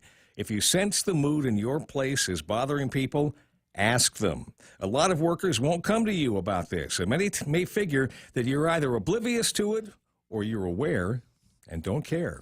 A negative atmosphere can help drive good workers away. If people quit, always conduct an exit interview, and one of the questions should be on the positive-negative issue. Isolate the negativity to a certain group or individual and find out what's really going on. Is there general unhappiness, and is it for a good reason? Or are they just gossiping? Is it bullying? When you know, make the correct response. If it's two people teaming up to generate the negativity and they work near to each other, separate them. I've known of managers who split folks up into separate rooms and even separate buildings. Other members of the team thank them. Some people are just naturally negative. It's who they are. Others are worriers. You can usually make progress with these people and reduce the impact on them and their impact on others. Some people are troublemakers, though they are relatively few. Control them, separate them, and in extreme cases, you may have to invite them to continue their careers elsewhere. You can get a handle on negativity. Stay with it, and you'll get there. That's the Extra Point. Get out there and make something good happen today. For 93.3 and the Ray Gibson Show, I'm Jerry Roberts. Well, thank you very much. And again, thanks very much for coming in last night. And it was fun. Wasn't that crazy fun? It was fun. Yeah. No information other than what we knew in our heads to be true from passing by a couple of places. But yeah, it was kind of an enjoyable get together. Shooting the bull with Bob Klitsky, doing a little bit of historical look backs at where we are now. Yeah. And people will remember as we crossed the date line here on Wednesday, the 7th of November, that the history was made here on Guam. So congratulations to 67% or whatever it is of the people who decided to come out. Congratulations to all those who successfully garnered office. Yep. And congratulations to those who didn't win and participated and tried hard. And congratulations to Guam, and let's move on. Yeah, well, we got the holidays to get through, and inaugurations to plan, and all of those kinds of things. It certainly is an interesting morning for a lot of people. Mike St-Nicholas going to Washington, D.C., replacing Congresswoman Madeline Z. Bradalio, and then the other parts of the races that we were looking at, leaving Camacho with, shall I say it again, Dave, a dominating lead over Doug Moylan to become our next Attorney General of Guam. Yep. How about that? There's a big deal there, and we'll go through the numbers and the names that are represented, people that are going to be representing us. Anybody on the bubble? Who's 15 and 16? I got Tello at 14 and Jose Terlaje, I think, at number 15. I think there's Adolfo Palacios, the screenshot that I've got now. There it is. Yeah, Jose Terlaje at number 15, and that's 11,840. The next highest vote getter is Sel Babauta with 11,768. So there's a reasonable difference between the two of them. Yeah. The difference between Jose and Tello. So did your vote matter? The 1/3 that didn't come out? Maybe. You never know. Never know. It's all done, and you're not allowed to complain about the outcome of the race if you didn't go out and vote. If you didn't go out and vote, they kept the places open till 8 o'clock last night. Yes, so there's no excuse not to have gone out and done it. That's Jerry Robert, friends, and he does the Extra Point. We'll get him back on the radio at some point, probably tomorrow about the same time, to do exactly that. Kevin Kerrigan's got headlines to give you a look at traffic next. Circle K now offers Pop's Bake Shop products, cream cheese rolls, malasadas, delicious donuts, and more. Come see why Pop's Bakery is a Southern gem. Circle K, take it easy. Circle K now offers Bento Chef Sushi. Enjoy a selection of sushi, maki, and musubi made fresh every day. Circle K, take it easy. The season of giving is here, and the stations of Choice Broadcasting want to give back. 93.3 The Point, Boss 104, Star 101, and Lux Guam present Charity of Choice. Each of our radio personalities have chosen a Guam charity that they would like to benefit. And I chose Habitat for Humanity. Tune in daily to see how you can help. Charity of Choice 2018 is brought to you by Choice Broadcasting Company, Lux Guam, American Water Tech, and the station that gives from the heart, 93.3 The Point.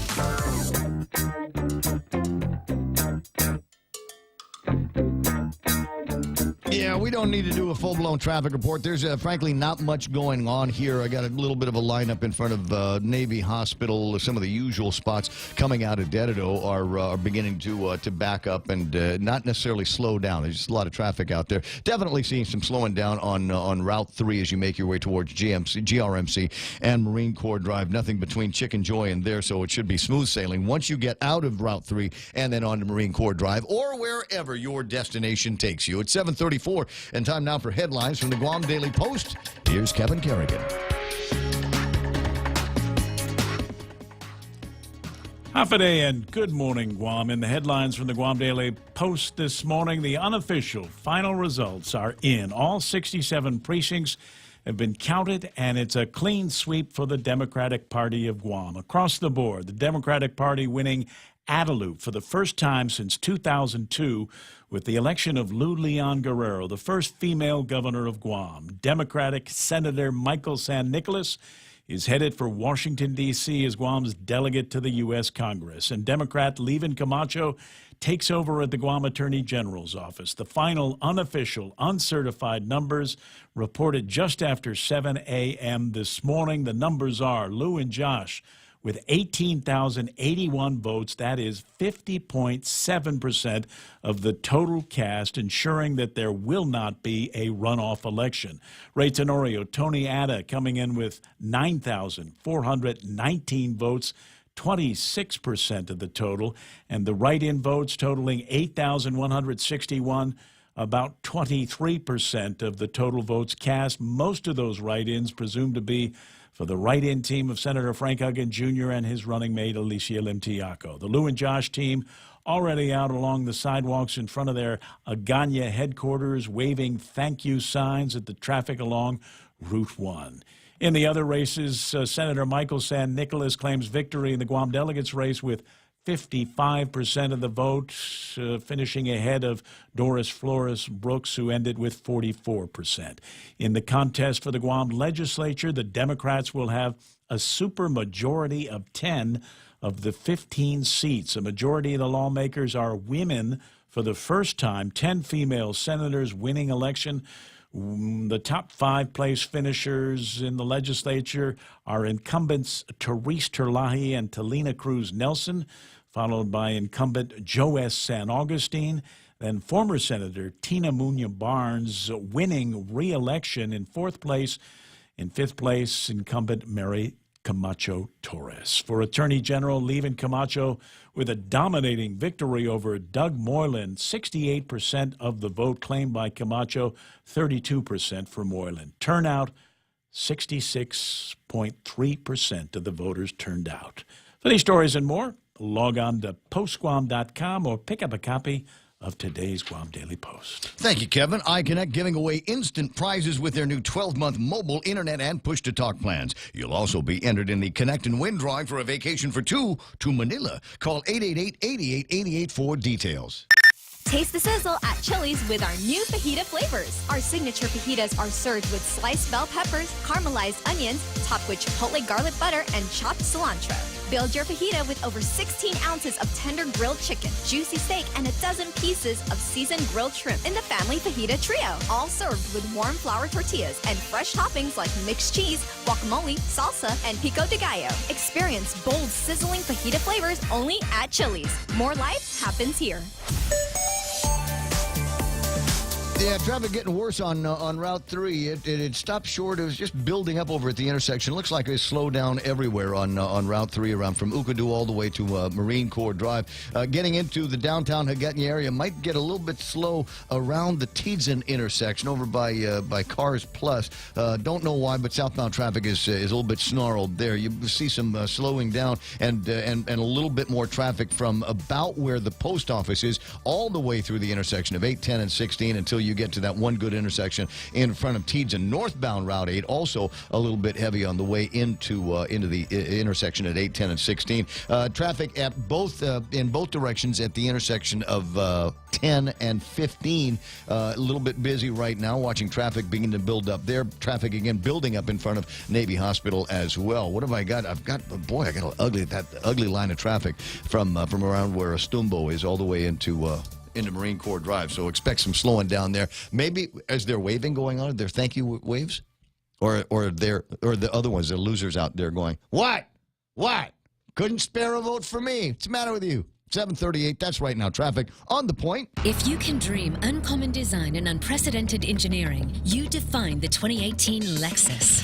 The boldly designed IS Sport Sedan's aggressive design stimulates the senses. Advanced paddle shifting puts the exhilarating performance of the IS Sport Sedan at your fingertips. With deep, luxurious seating, the ES350 offers an ultimate level of comfort, while cutting-edge engineering delivers a thrilling drive. Put yourself in a 2018 Lexus. Now with special incentives. At Atkins Kroll.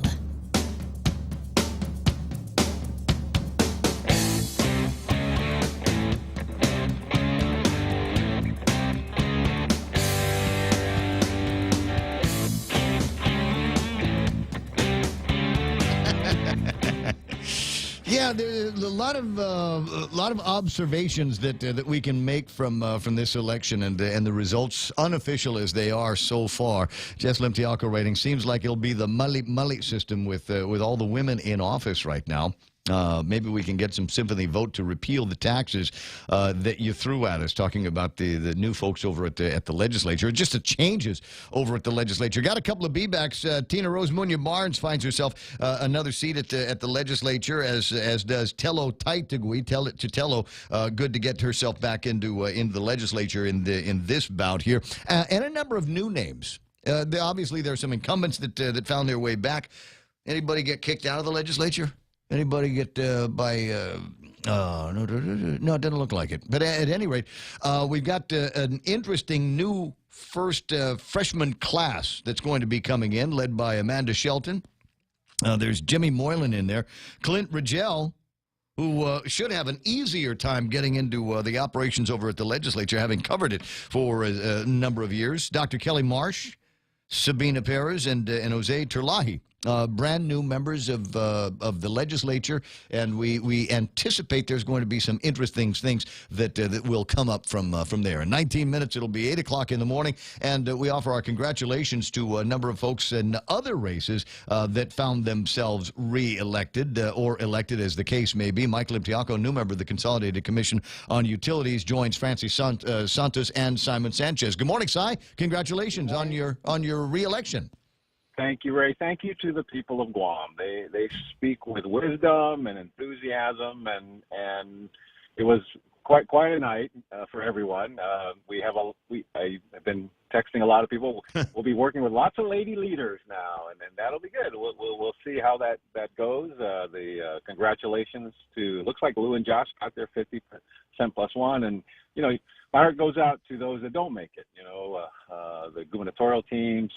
Congratulations to Mike and Nicholas. What a year ago, if someone said he was going to beat Madeline and Doris, they would have said, what? Right. Boy, he has shown a new way to run for office, a new way to reach out, and just very, very impressive.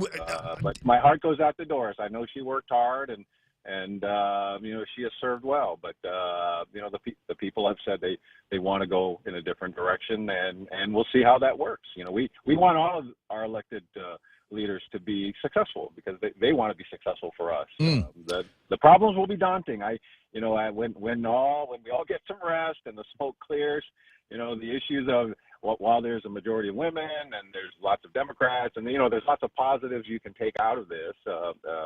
the decisions will still be challenging, and that's where the rubber hits the road, and we'll see how that works out. But for today, the people of Guam won yesterday. They made some choices. There's some disappointment, I'm sure, but let's all come together now and rally behind those we have selected. We've asked them to make our lives better. I'm recommitted. I'm grateful. This is my 5th term in the CCU. We have lots of work to do. We have lots of problems still to fix. I was happy to join social media this election because I really got to hear more perspectives from our ratepayers, and I'm going to keep my website open because we still have things we've got to fix until we get 100% of happiness, if we can achieve that. But just thank you, and thank you, Ray, always giving me an opportunity to speak. But lots of sejus masi, maraming salamat po. Just thank you, Guam. And now let's get some rest. I'm dropping on Lou off at work. I got to go to work. There's a lot of work to do. But preparations to make, obviously, for what I think is going to be an interesting future. And I keep pressing on the opportunities that we have because we've had this blue wave here on Guam. I think that's the way I kind of want to refer to it. There is going to be so much in common between the 2 branches of government right now. In fact, the 3 branches of government. We've got a female sitting at the Chief Justice's office, right? Chief Justice. Oh, yes. Yeah. Oh, no. Well, how about those high vote getters, Anita Sokola and Judge Merriman? Justice Merriman. They kicked butt. Although I had to chuckle because when I went to bed at 4, I was just looking at some of the numbers, but their numbers were so high, the 2 judges, as you would expect. But it always proves to me that you can always find 15% of anybody to vote against anything. Right. I think if God ran for office, he still might have 15% saying, I ain't voting for you for some reason. Our people are wise, and I think this is the first turnout below 70, but we got it to 66, and I hope that there's lots of things to think about in the future. We have the runoff impact. You have the issues of maybe some places allow you to vote earlier, and you don't have to do it all in one day. And one of the things I noticed is an election on Saturday versus a primary election on Saturday versus a general election on Tuesday. And the private sector gets off at 3, 4, or 5 o'clock. Teachers get off 3, 4, 5 o'clock. Trying to get to Denado, get in line, go through all of that parking. Does it discourage participation? Although you and I know that just about any county or state in the union would love 66% turnout. The presidential would love 66% turnout. So, our people participate, they pay attention, and now they've spoken, and the work remains, and all of us that have been voted in, voted out, voted back in, just need to remind our winners that the people of Guam are demanding, and they expect you to continue to try to help them, and if you don't, they'll let you know about it. Yeah, and there's some people, I think, that heard loud and clear that there were demands and expectations of some kind of change. But as the point that I was getting at is I'm very hopeful that we will see a whole lot of what's the word I'm looking for? I'm not so much activity, but I think there's going to be a lot of stuff going on. If we can't get a women-led Adelup working collaboratively with a women-led legislature, and they're all Democrats. Like I said, we need to mail the Organic Act back.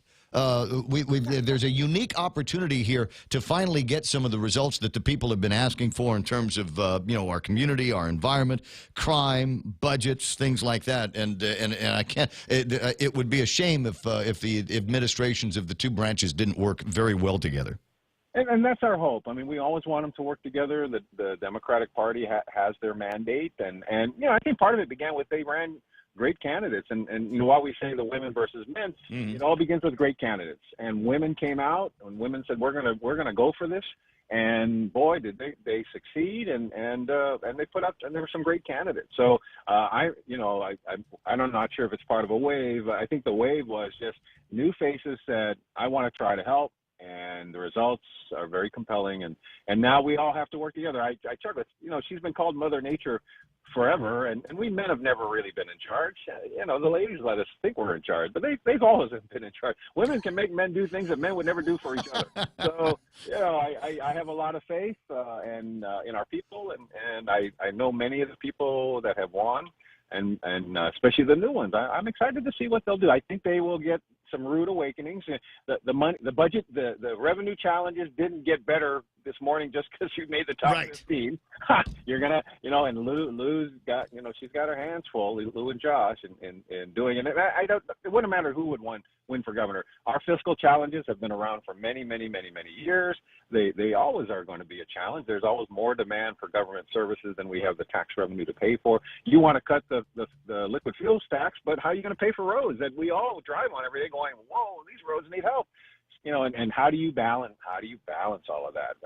I tell you what, if Lou is the person, is the manager that she told everybody that she was, she will find people that will take over the reins from Glenn Leon Guerrero at the Department of Public Works and make it so that these guys will be able to turn that department around. Hopefully that she's got an idea of who she wants to send to run the shop over at Guam Memorial Hospital.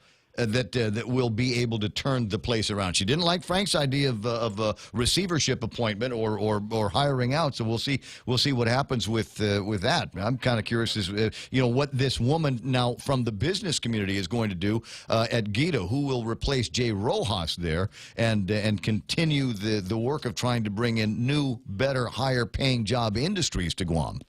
I think the fiscal reality will be the biggest challenge for all of the new administration and the legislature, because the numbers are daunting. I mean, the GRT is still at 5. The fuel tax went up.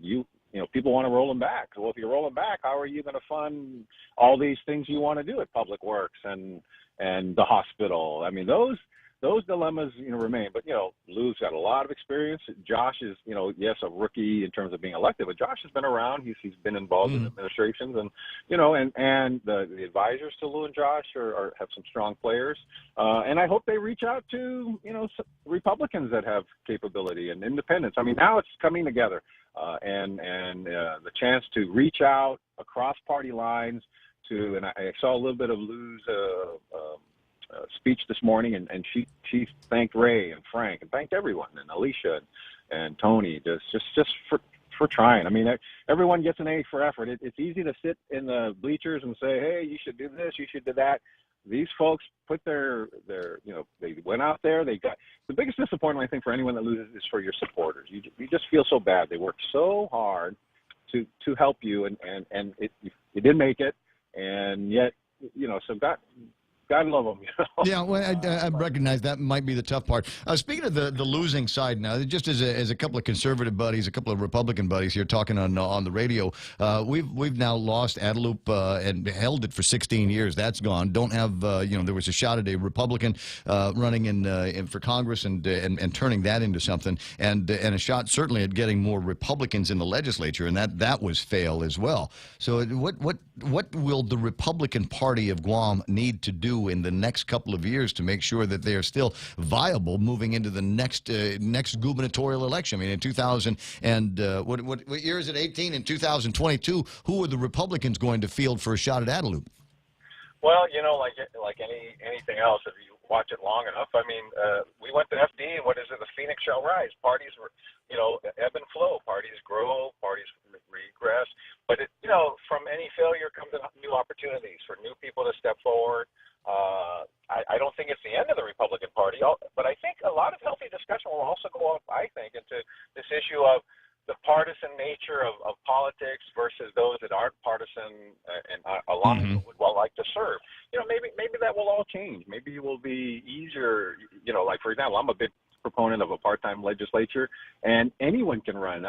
I feel for, like, Senator-elect Sabina Parrish. She has to quit her job as a teacher to run for senator. Well, right. What's wrong with having teachers in the legislature? But you can't do it if it's full-time, right? So those are examples of conversations. You had the runoff situation, very close. It almost happened. So what happens to, should the process be changed about how we select the candidates that go into the general election? There's been a lot of healthy discussion about that.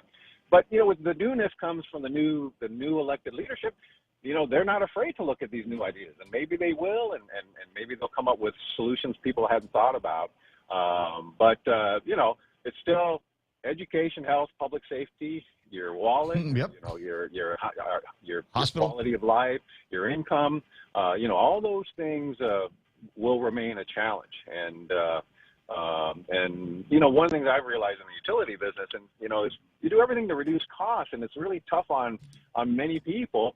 And some of that is an income issue. You know, in other words, you can get costs as low as you can get it, but it's not all, you can't get it for free. Yet there will still be people that struggle because of the income side of the equation.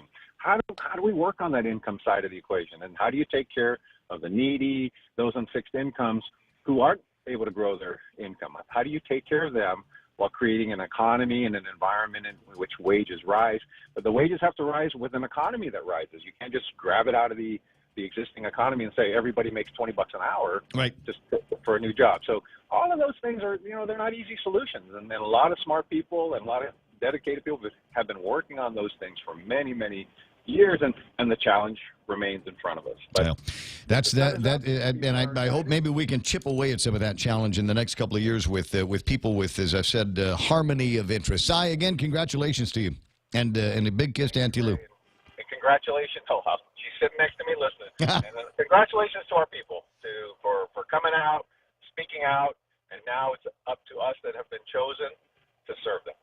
I'll see you pretty soon. Have a fantastic rest of the day. Get some sleep. Speaking of rest, 7:54, and some interesting points he brought up there. And yeah, I can see it. I can see the challenges. I'm not crazy about new taxes. I'm not crazy about having to pay more for my gasoline and still have to deal with some roads that are in lousy shape. And I want to have changes to that kind of thing. But where is that tax base going to come from? Otherwise, if it doesn't come out of my pocket, where is it going to come from? And so the important question here is who is going to be in charge of the Department of Revenue and Taxation? Lou.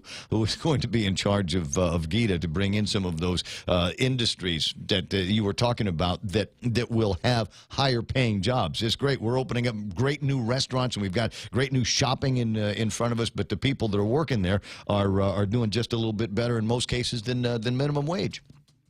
And in that case, we're not going to see a whole lot of money additional revenue circulating around the rest of the economy. We need some high-tech jobs. We need to bring in some positions around here, some industries where the positions will drive $60,000, $70,000, $80,000 incomes. Speaking of money, now that Lou looks like she's going to be our governor, we know she's going to back off of the Bank of Guam. That's understandable. She's going to divest her interests there. But what does that mean for the government of Guam? Because I know they get most of their loans from Bank of Guam. Will they now kind of stop doing that just to avoid? They're like some rainy day loans that they've gotten. You know, the government of Guam's got to put a checking account somewhere so they can write checks from whatever the taxes are that come in. But the majority of the borrowing that we do around here is bond-based borrowing. So we'll go out into if they need some working capital and they've got 5 or 6 people over it. Just at the Bank of Guam. Lou's got him on speed dial on the phone, and she can call him up and say, take a look at what we are already obligated to. What can be refinanced? What can be eliminated? How do we get out from under this particular debt? And then put yourself in a position where you can borrow some more money and maybe use some of that to fund some of the early projects that she's got going. That's the way I do it. I wouldn't reach into the Bank of Guam coffers and take out any new notes. And frankly, I think a lot of people would be looking for that. Yeah, I was going to say, I think to just reduce the appearance of any sort of misappropriation, the Lou... Well, there's plenty of other banks. As she stated in the commercial, and this is an important point, is the banking business is highly regulated, and there are banking commissioners that will come in from time to time and take a look around and see what's going on. 7:56. There are some other interesting questions that are left behind as we start to look at some of the numbers and some of the positions, and a couple of notes in my head, and I'd mentioned this to my sister Mata while I was underneath the Bota tent yesterday, getting the last of my free fundraising food. There's not going to be any more fundies. I got to tell you, in the last bunch of months, I've really enjoyed attending many of the fundraisers, and I mean, I'm sure there will always be a good excuse to go hang out with Phil over at the venue. But it was always kind of cool to go and do the fundraising thing for a variety of candidates. Some who really needed the money, and others who just, I think, were throwing fundraisers just because they had a good time doing it. And somewhere at Mana's house, I think there's a slow cooker that she won for me at one of these fundraisers that she had. So I will lament the passing of that phase of the election process. I enjoyed a whole bunch of fundraisers that took place, and I'm sad to hear that there aren't going to be any more, unless you are among the 15 that didn't make it into the 35th Guam legislature unofficially. You might want to start campaigning now for the 36th Guam legislature. And I'd asked a question out loud when referring to the failure of the Republican Party of Guam in this election. I'd asked a question out loud: who will they begin to start grooming? There's going to be another gubernatorial election in 2000. I told you my timeline is long, right?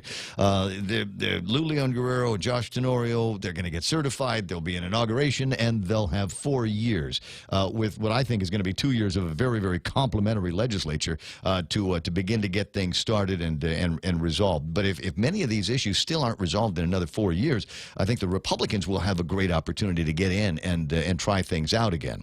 Who is it that they will throw up against the team, an incumbent team of Lou Leon Guerrero and Josh Tenorio? Well, it's a very interesting question, Ray. Why, thank you very much. That's why I asked it. Well, what do you think, Ray? Who do you think the Republicans could throw up against Lou Leon Guerrero in 2022? Her name is Mary Camacho Torres, scion of the Republican Party, daughter of the first elected governor of Guam, Carlos Camacho, sister of twice elected governor of Guam, Felix Camacho. I like the way you're thinking. Is that too far out of it? And all you got to do is just look around for a Republican lieutenant governor candidate that doesn't harm any of the potential of this. And with that scenario, Ms. Torres, then you could have back-to-back female governors of Guam for the first time ever. History, history, history. Some say that this might be the first ever supermajority of women in the legislature anywhere in the United States of America. I can't prove that. That's just what, quote, somebody is saying in the WhatsApp chats this morning. We'll see what happens. 8 o'clock in the morning, the radio station is KUSG. Ganya, please stand by now for a live broadcast of Fox News. Do we have any precincts in the states that are closing? Probably not for another hour, but let's find out. Time's running out. I'm Lisa Brady, Fox News. Polls start closing an hour from now in parts of Kentucky and Indiana on a busy midterm election day across America. People out here are saying that they've never seen it get this busy at a polling location. Fox's Mike Tobin in Greenwood, Indiana, home of a Senate race considered very close. In large part because the candidates are not that dissimilar. You've got Mike Braun, the Republican challenger, a businessman, campaigns as an outsider. He's very much in sync with President Trump. But Senator Joe Donnelly, the incumbent, campaigns as quite the moderate, also very much in sync with President Trump much of the time. But it's interesting talking with people as they're leaving this polling location. They say that it's not really about Braun or Donnelly to them. It's about whether they're going to send President Trump more support in the Senate. Early voting had already broken records in some states. Nationwide, more than 30 million ballots cast before today. Democrats trying to win back control of Congress. They would need to pick up 23 seats in the House and a net gain of 2 in the Senate. Election security getting more attention publicly this time around. Fox's John Decker live at the White House. Homeland Security Secretary Kirstjen Nielsen says so far DHS has no indication of compromise to America's election infrastructure that would prevent voting or change the vote count. Election security is national security. Free and fair elections are the cornerstone of our democracy, and protecting our nation's critical infrastructure against foreign adversaries is a top priority. Nielsen confirmed that Facebook has pulled down 115 Facebook and Instagram accounts suspected of ties to foreign entities, and said that DHS is aware of a consistent effort to launch a foreign influence campaign to sway American voters. Lisa? Thanks, John. Also, some tight races for state offices today. 36 states are picking governors. This is Fox News. Good news, Guam! Now you can design a phone plan that suits your needs by switching to GTA's handset payment option. With HPO, you can take home a new smartphone today and pay it down over 12, 18, or 24 months. You decide. And since there's no contract, you can upgrade phones at any time. So stop waiting. Join the thousands already taking advantage of the most flexible phone plan on Guam. Limited time offer. Terms and conditions apply. GTA, your island, your network. KFC has finally answered the world's most important question. What came first, the chicken or the egg? And the answer is both. Introducing KFC's KFC AM, their new Southern and local-inspired breakfast. AM-loaded platter with chicken fried rice, waffles, and Colonel's chicken congee. KFC also has your all-time favorites, AM chicken and egg wraps, Southern biscuit and sausage sandwich, and hash browns. So for finger-licking good mornings, AM will never be the same at KFC. KFC, it's finger-licking good. A Colorado man charged with killing his pregnant wife and 2 daughters has just pleaded guilty in a deal to avoid the death penalty. Investigators said Christopher Watts had previously admitted killing his wife, but had claimed he acted out of rage because she had strangled their 2 daughters after he sought a separation. Today, he pleaded guilty to 9 counts in all. The deal was made with the agreement of the victims' families. The mail bomb suspect arrested last month in Florida makes his first court appearance in New York. A day after his transfer from Florida to New York, Cesar Sayoc has been ordered to remain behind bars without bail. His lawyers did not even make a bail application during the 56-year-old's initial appearance in Manhattan federal court. Wearing a blue shirt and blue pants, Sayoc was not handcuffed or shackled. He faces nearly 50 years in prison if convicted of several counts in a string of pipe bombs mailed to prominent Democrats. Rachel Sutherland, Fox News. Voters in 37 states have questions, not just candidates on the ballot. They're deciding whether to legalize marijuana in 4 states, Missouri, Michigan, North Dakota, and Utah. Puppies at the polls in 1 state. Lines can get so long. It's stressful for everyone. And what's better than a puppy greeting you or while you wait in line? Brenda Nelson is with the Arizona Humane Society and at lucky polling stations around the state today. Voters who are carrying out their constitutional duty will also be getting quite the company from some cute canines, and they're hoping they'll also become some new family members. If we can get them adopted while we're also kind of spreading the cheer and the joy of pets, it's even better. Every puppy they have brought to the voting lines is available for adoption, and they're hoping they can find some good homes. Fox's Jim McKay. An Election Day rally on Wall Street. The Dow up 173. The NASDAQ gained 47. The S&P up 17 points. I'm Lisa Brady, and this is Fox News. Super Typhoon Yutu spared us here on Guam, but the same cannot be said for our neighboring islands. From now till November 16th, join us as we help Saipan and Tinian to get back on their feet. Acceptable donations include batteries, flashlights, tools, cleaning supplies, mosquito coils, rope, toiletries, personal hygiene items, and others. Donations can be dropped off to all GTA stores, the Guam Daily Post, all Guam Fire Department stations, and the Santa Teresita Catholic Church. For more information on how you can help, visit postguam.com. So today I went into iConnect to sign up for their 12-month $19.99 mobile plan. I decided to switch from my old carrier to start saving money for Christmas. And guess what? I won an instant prize just for signing up. And they automatically entered me in their Connect and Win drawing for awesome prizes, including a vacation for 2 to Manila, all for signing up. Go to iConnectGuam.com for details or call 888-8888 to learn how you can connect and win with iConnect. Conditions apply. Security Title is honored to join in sponsoring Ray Gibson on The Point. My name is Alicia Blas from Agate, and this is where I start my day, listening to the voices of our community and sharing thoughts about issues that affect all of us. It all boils down to our people and our land. Putehi Igomamu. Protect your home. When purchasing or refinancing your home, remember to call the professionals at Security Title, just like you call Ray Gibson in the morning. Family Finance, serving the people of Guam since 1959. Now you can start planning for the holidays by getting a personal Christmas loan from $1,000 up to $3,500. Family Finance has 3 convenient locations to serve you. Give them a call in Dededo, 633-4473, Hagana, 475-4545, and the Upper Tumon location on the 2nd floor of the Pacific Building at 647-5626. Get your Christmas loans today from Family Finance. If you can dream uncommon design and unprecedented engineering, you define the 2018 Lexus. The boldly designed IS Sport Sedan's aggressive design stimulates the senses. Advanced paddle shifting puts the exhilarating performance of the IS Sport Sedan at your fingertips. With deep, luxurious seating, the ES350 offers an ultimate level of comfort, while cutting-edge engineering delivers a thrilling drive. Put yourself in a 2018 Lexus. Now with special incentives. At Atkins Kroll.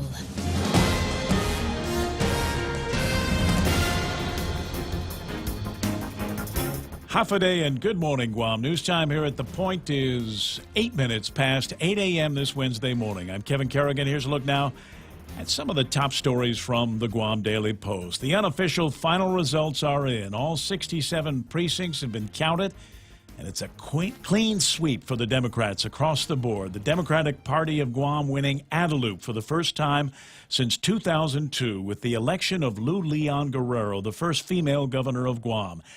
Democrat Senator Michael San Nicolas is headed for Washington, D.C. as Guam's delegate to the U.S. Congress, and Democrat Levin Camacho taking over at the Guam Attorney General's office. The final unofficial uncertified numbers reported at 7 a.m. this morning. Those numbers are Lou and Josh with 18,081 votes. That is 50.7% of the total votes cast. Ray Tenorio and Tony Atta finishing second with 9,419 votes, 26% of the total.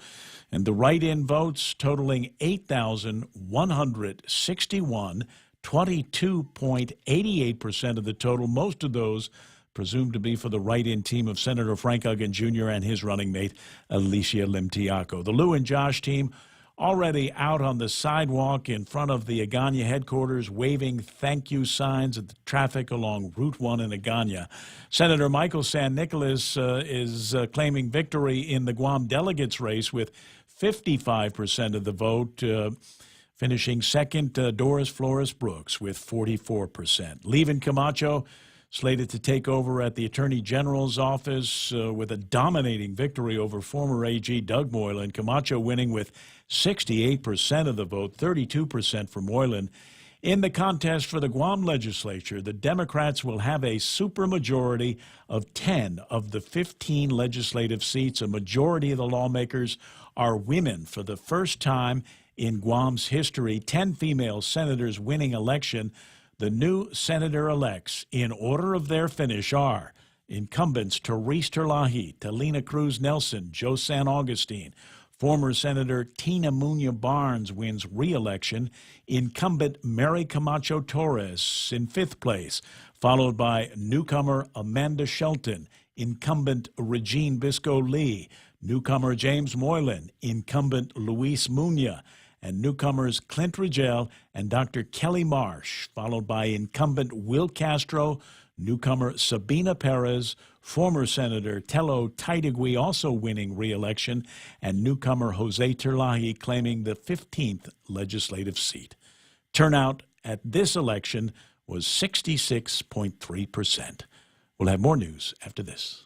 Super Typhoon U2 spared us here on Guam, but the same cannot be said for our neighboring islands. From now till November 16th, join us as we help Saipan and Tinian to get back on their feet. Acceptable donations include batteries, flashlights, tools, cleaning supplies, mosquito coils, rope, toiletries, personal hygiene items, and others. Donations can be dropped off to all GTA stores, the Guam Daily Post, all Guam Fire Department stations, and the Santa Teresita Catholic Church. For more information on how you can help, visit postguam.com.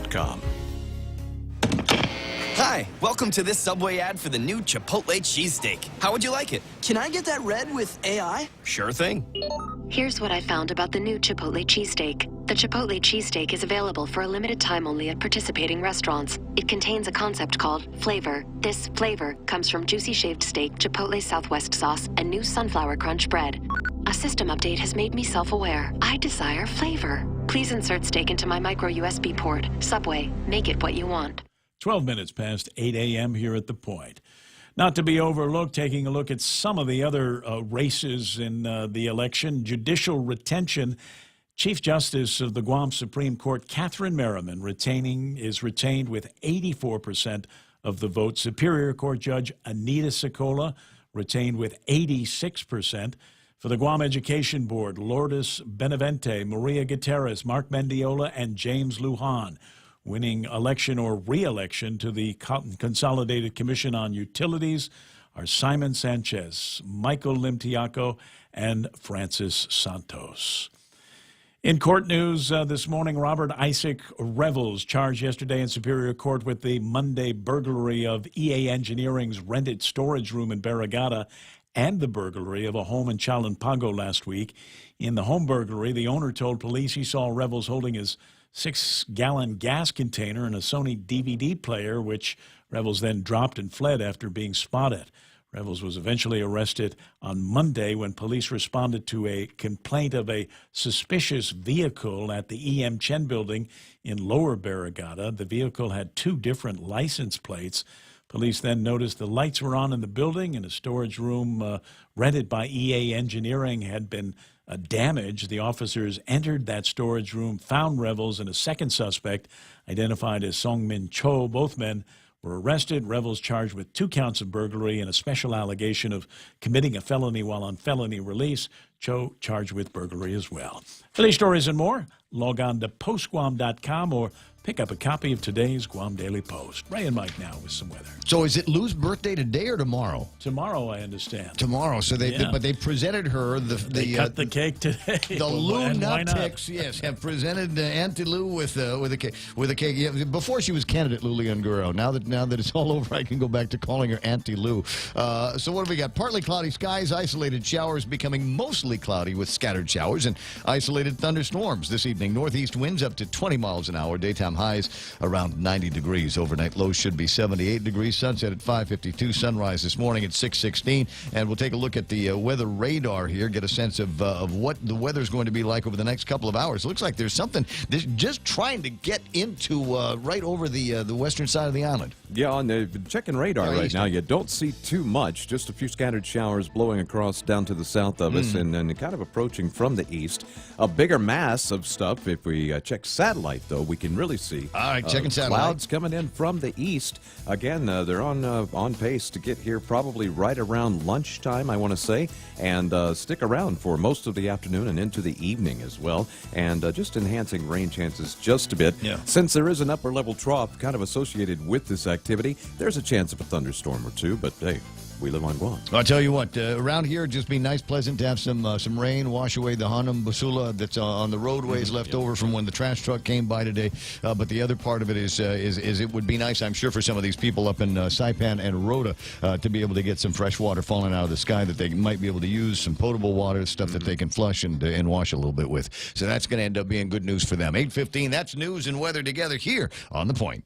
There's a reason every day a Guam homeowner is getting a solar system installed by Micronesia Renewable Energy. It's because MRE is the most trusted name in solar. With more solar energy solutions than any other solar company on island, homeowners have a choice to go solar for zero money down or take the path to ownership. Whichever way, it keeps our skies blue and your pockets green. And with the most experienced solar technicians and an energy production guarantee, there are no worries. Call 632-2613 for a free consultation. MRE, the smarter choice. I got you. 8:15 in the morning. It's time to start thinking about it. Lunch over at King's. Why? Because they got a great daily lunch special, and every day they're going to be cooking something different up for you. Wednesdays, it's sinigang, pork sinigang, waiting on you at King's for lunch. Not your thing, sinigang? Okay, understood.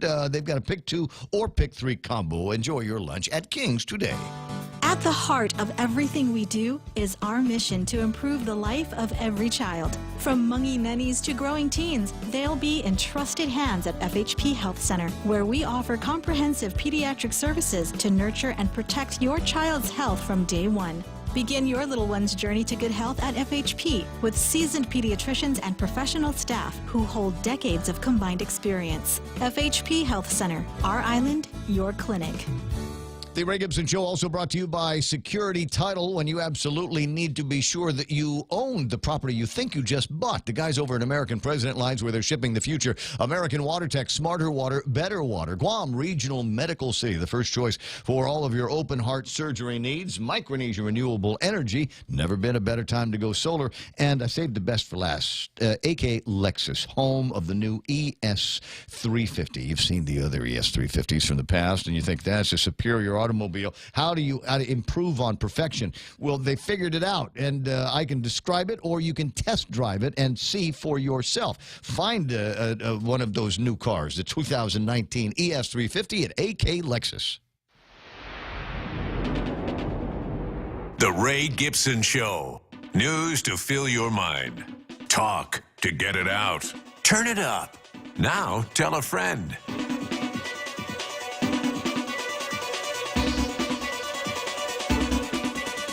Yeah, I don't know. 8:17 in the morning, 888-8255. That's 888-TALK here at the radio station that is trying as much as possible to go through. We've got some unofficial numbers that we can give you from the Guam Election Commission on the results of yesterday's massive election. Not terrible turnout, not awesome. I think 67% is going to be remembered as being, yeah, I guess that's par for the course. A bunch of people stayed home in the election, and if you stayed home, guess what? You cannot complain.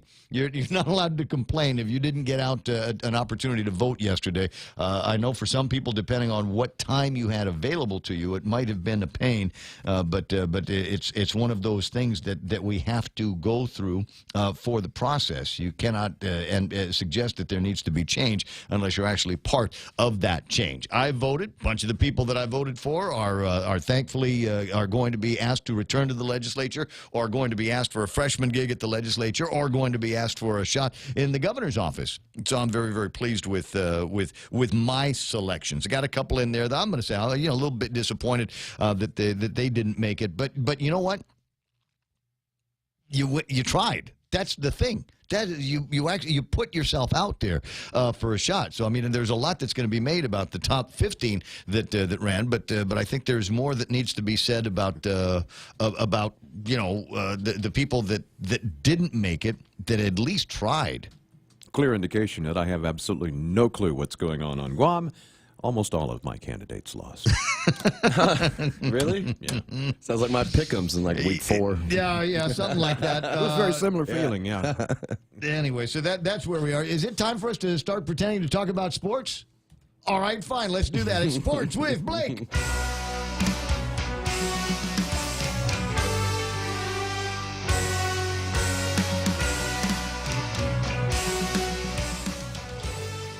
Okay, start talking. All right. You know what? I actually wanted to show some love because Eddie on the Facebook realm, in the Facebook arena, is always asking me to talk about GNYFF Angels. The Angels, Minyaha, they swept the championship over the weekend. And all three, Metgut, Minyaha, and I don't know. We'll get to it in a second. But all three divisions. Open? Yeah. Okay. The Angels won their 7th straight Minyaha title over the weekend. They shut down the Southern Cowboys. It's just a bad season for Cowboys in general. No matter where you're from. Yeah, Dallas, Southern, doesn't matter. Oklahoma State, yeah. The Wyoming Cowboys, they're not doing too well either. The Southern Cowboys lose 21-0 in the championship behind a 3-touchdown performance from Tyler Salas. Again, that is their 7th straight Minyaha title. Congratulations to the Minyaha division of Howe's Angels.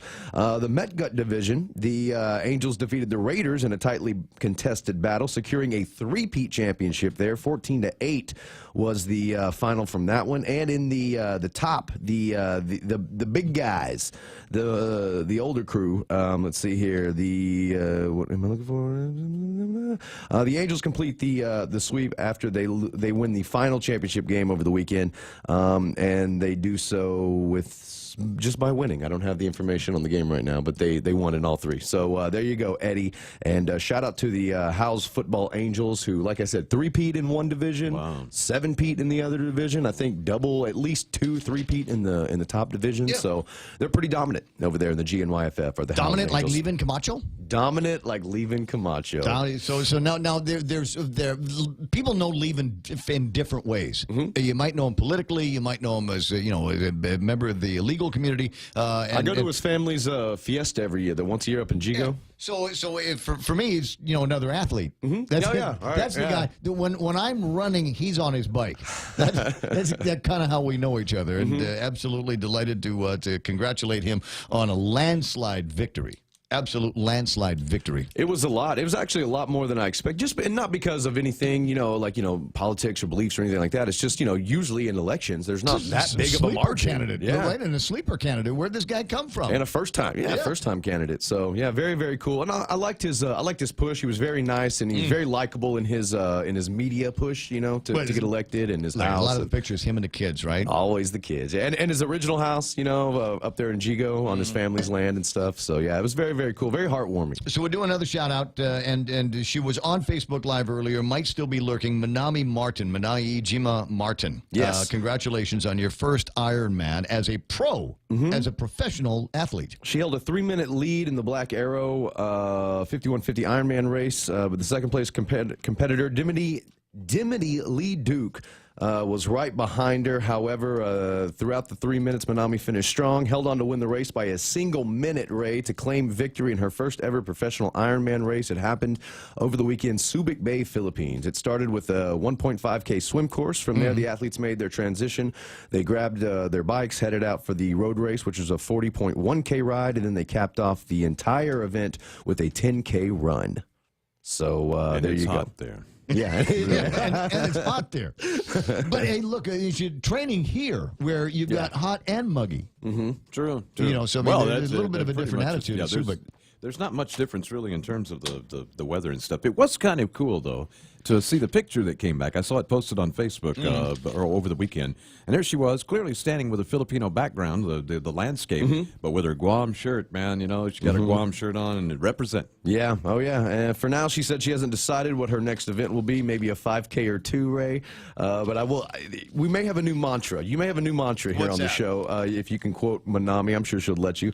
In previous interviews, she admitted, quote, rice is life. So she might just take a small break and update her Instagram before she gets back into something. But I don't know which rice she's referring to. I mean, she might be talking about rest, inclination, compression, whatever the E is. Whatever. There are some runners that there's some athletes that do that. So when you're not actually involved in the athletic thing, these are the ways that we talk about recovery. Right? Is rice. Now it's also possible she's talking about rice, the food. Which is all. I don't eat a lot of rice anymore, so and I'm fond of saying I get my rice in beers. Right. So that's what. So what was my response to that quote? Rice is life. There's rice in beer, but there's no beer in rice. That's true. so that's how I keep that in my head. Courage is always rewarded. That's my phrase for when I go out there. I mean, you don't cook your rice in beer, man. There is alcohol in sake. Derived from rice. That's what's rice wine. There you rice go. Wine. The annual Salute to Our Veterans 5K going to be taking place at San Vicente School in Barrigada.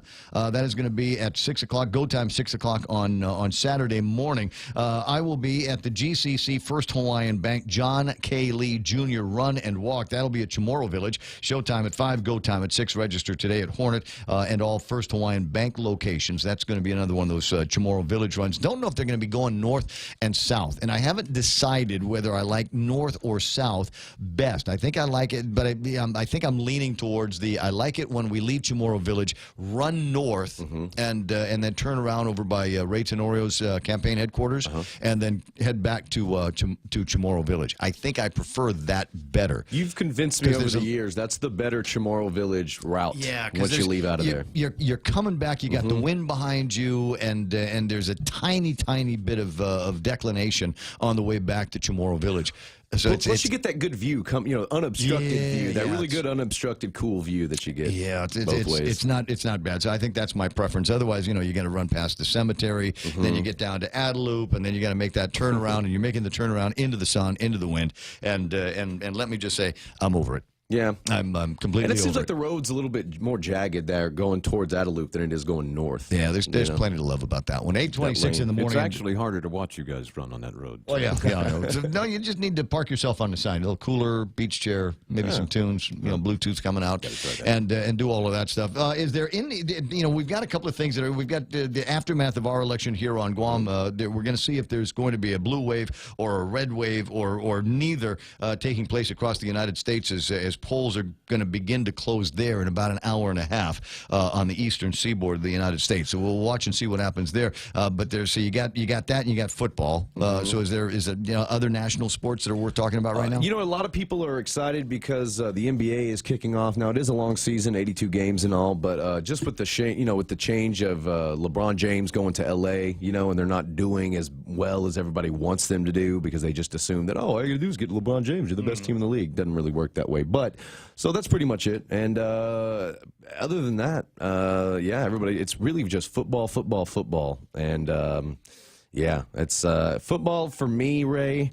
I had to. I told Mike over the off air. It's when your team's bad, it's a really long season. Yeah, it's a really long season. I recognize, totally understand, and for for people that were watching the election coverage all night long last night, I'm sure they're feeling exactly the same way.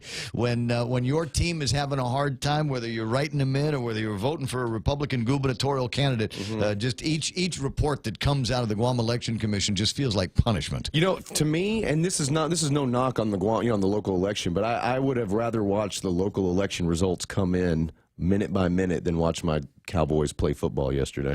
That's how bad it was. So you know what I'd like to do? Yeah, I'd like to make it so when I cast my vote, I can go outside. It's like, I don't know why we're not yet there in terms of technology, right? But I would like to be able to cast my vote, some kind of machine, some kind of mechanized automated system, cast my vote, and then open up my app on the phone and see where we are. Rather than having to wait until the polls close and all of the votes are in, why can't we do something along those lines where you can watch in a running right now real time fashion what's happening in a race? The Russians are working on that. Are they? Bots. And the They got Filipinos, bots on it. the Russians and the Filipinos that had some Foreign kind of an interference, impact. that's it, yeah. In the foreign interference. That's what we're going to call it. It's 8:28 in the morning, and I think that's all the time we've got for.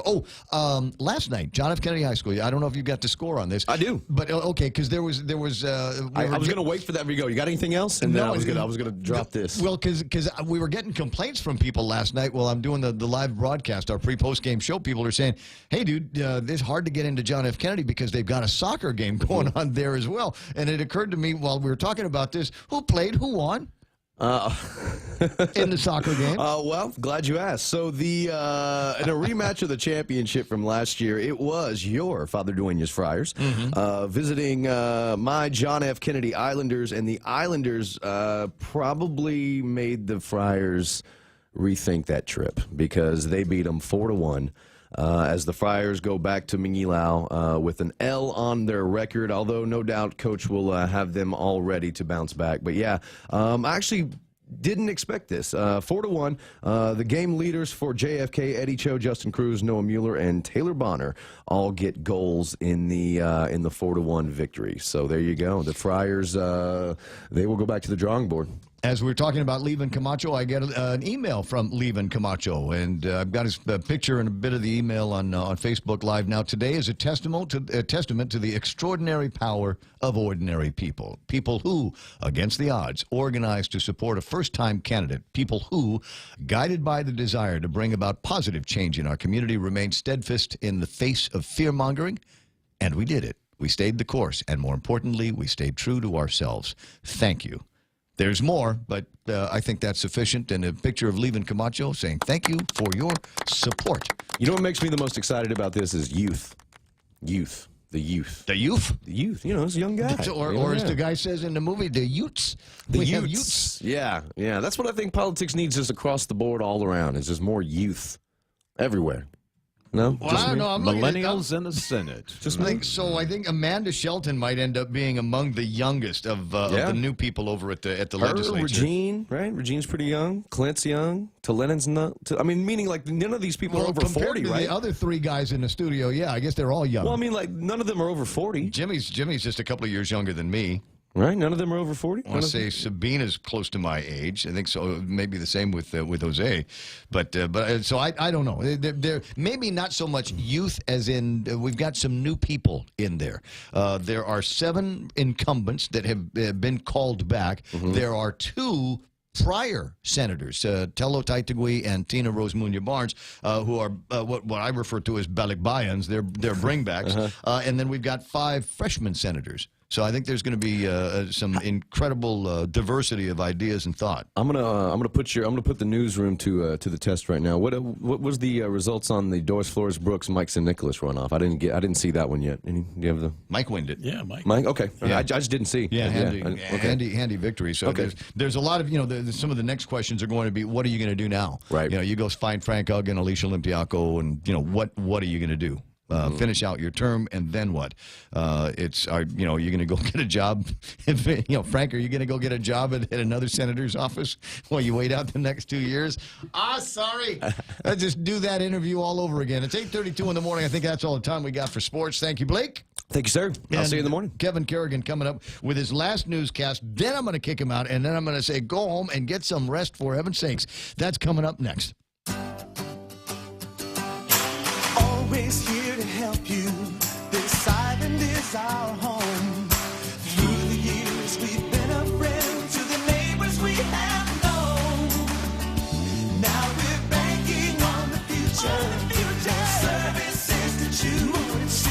Bank Pacific, where others put branches, we place roots.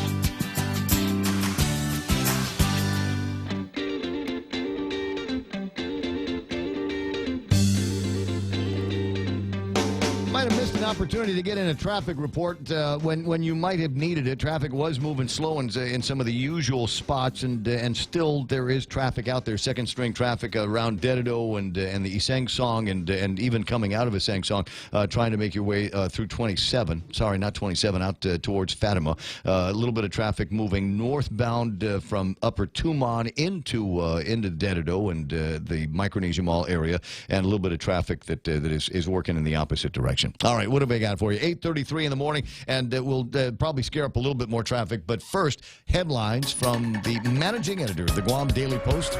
Been awake since 4 o'clock yesterday. Here's Kevin Kerrigan. I took a nap yesterday afternoon, actually. Good man.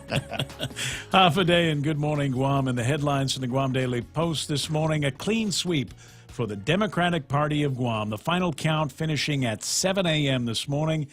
And the Democrats winning Adelup for the first time since 2002 with the election of Lou Leon Guerrero, the first female governor of Guam. Democrat Senator Michael San Nicolas heading to Washington, D.C. as Guam's delegate to the U.S. Congress. And Democrat Levin Camacho will take over at the Guam Attorney General's office. The final uncertified numbers reported this morning. Lou and Josh with 18,081 votes. That is 51% of the total cast, which means there will not be a runoff election. Ray Tenorio and Tony Atta finishing second with 9,419 votes, 26% of the total, and the write-in votes totaling 8,161, 23%. Most of those write-ins presumed to be for the write-in team of Senator Frank Uggan Jr. and his running mate, Alicia Limtiaco. In the contest for the Guam legislature, the Democrats winning a supermajority, taking 10 of the 15 seats. And for the first time, a majority of the lawmakers in the legislature will be women, 10 female senators winning election. The new senator-elects, in order of their finish, are incumbents Therese Terlahi, Talina Cruz Nelson, and Joe S. San Augustine.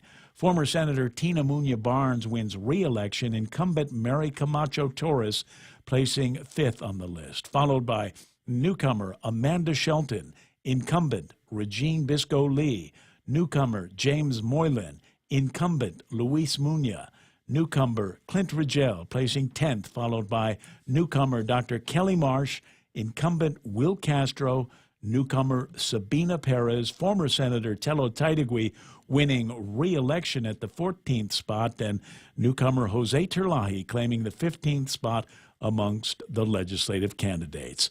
Some of the other races not to be overlooked: judicial retention. Chief Justice of the Guam Supreme Court Catherine Merriman retained with 84% of the vote. Superior Court Judge Anita Socola retained with 86%. For the Guam Education Board, Lourdes Benavente, Maria Gutierrez, Mark Mendiola, and James Lujan. Winning election or re-election to the Consolidated Commission on Utilities, Simon Sanchez, Michael Limtiaco, and Francis Santos. Of the record 56,000 who registered to vote, turnout yesterday was 66%. For these stories and more, log on to postguam.com or pick up a copy of today's Guam Daily Post. Because you've got more stories. There's one topic today, and it's the election. I got a feeling tomorrow's Daily Post is going to be very, very similar to today's Daily Post, where you're basically going from one race to the next, and reactions and commentary from all kinds of people. I think tomorrow is going to be an interesting post as well. Another busy day. I think so. It's 8:37. That's iConnect time. iConnect wants you to win big during the holidays with their Connect and Win giveaway. I'll tell you more about that. Basically works like this. The new 12-month mobile internet and push-to-talk customers are automatically entered to win a drawing for a vacation for two to Manila. Maybe you've heard of the place. It's a city in the Philippines. Go to iConnectGuam.com for details. Bring joy to your world and your budget with a holiday loan from First Hawaiian Bank. At a low 4.99% APR, fixed for 1 year, it's a smart way to add ho-ho-ho without budget uh-oh. To apply for a holiday loan, visit any First Hawaiian Bank branch or FHB.com. For more information, call 1-877-640-2337. Additional restrictions apply. First Hawaiian Bank. It all starts with yes. Member FDIC, Equal Housing Lender.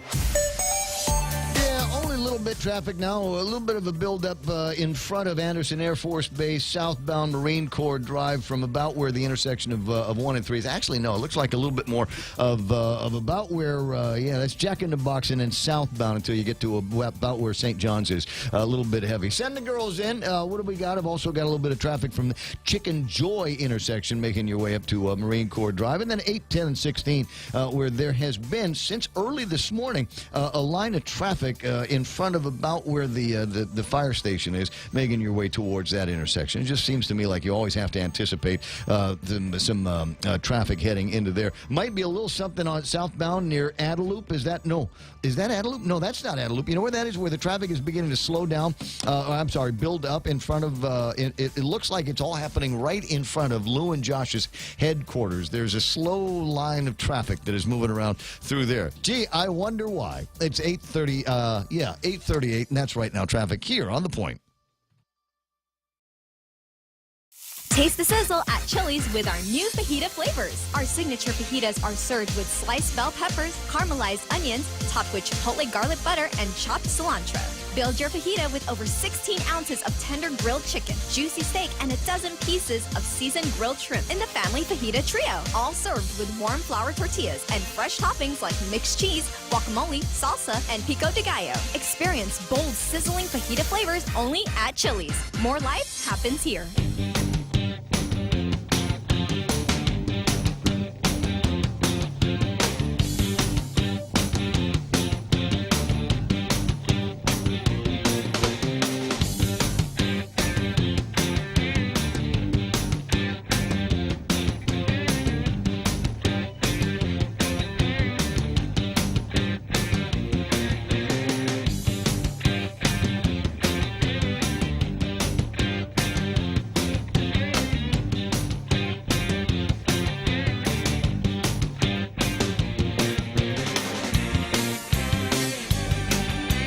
Got 20 away from 9 o'clock in the morning, 888-8255. That's 888-TALK.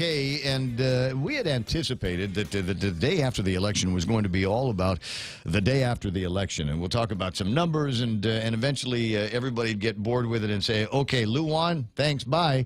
We have 15 senators in there. We're going to have a new attorney general, a new congressman. Okay, have we figured out who that's going to be? Unofficially, yes, we have figured all of that stuff out. And the question was asked of me, and I said, Ray, when it gets to be, when we're done with the election, what will you talk about on the radio? And I said, there's actually a ton of other things that are going on that are not necessarily politics related. And among them are kind of I want to say almost a revolution in telecom, the kind of technology that is out there, the new phones, the iPhone XS that is out there, and I think there's an SE and all of those things. All kinds of new technology that's coming down the road, and it might be time for you to start thinking about get the new phone, get a new plan that goes along with the phone. And the team over at iConnect have got a great opportunity to get you into the family and give you a shot at multiple ways to win. So in the studio, I got Mel, I got Leah from the front desk over at the iConnect building. They're so far away. I'm so sorry that you had to come so far to be on the program. You gonna be all right? But we're excited to be here. Well, I'm excited to have you here. Hello, everybody. So, Holiday. first off, these people are like my corporate sisters, right? They work over at iConnect. I'm right next door. We see each other all the time. We work out together. We do the paddling stuff together. Well, they do the paddling. I do the sitting on the beach, drinking beer, and watching. I'm the cheerleader from the beach. But it's great to get you guys into the studio and on the Facebook Live, as it were. Hold on a second. I cannot see Leah there. I have to. We're happy to be here. There. Holiday, everybody. Now I can see pretty Leah. So there's a package that you guys are working through over at iConnect. It's iConnect and the Connect and Win giveaway. How does that work? What's the deal? So basically, what we have launched is our holiday promotion. Mm-hmm. We're trying to give our existing subscribers and our new subscribers a chance to come in and win. 'Tis the season, right? Yeah. So you sign up with a 12-month contract.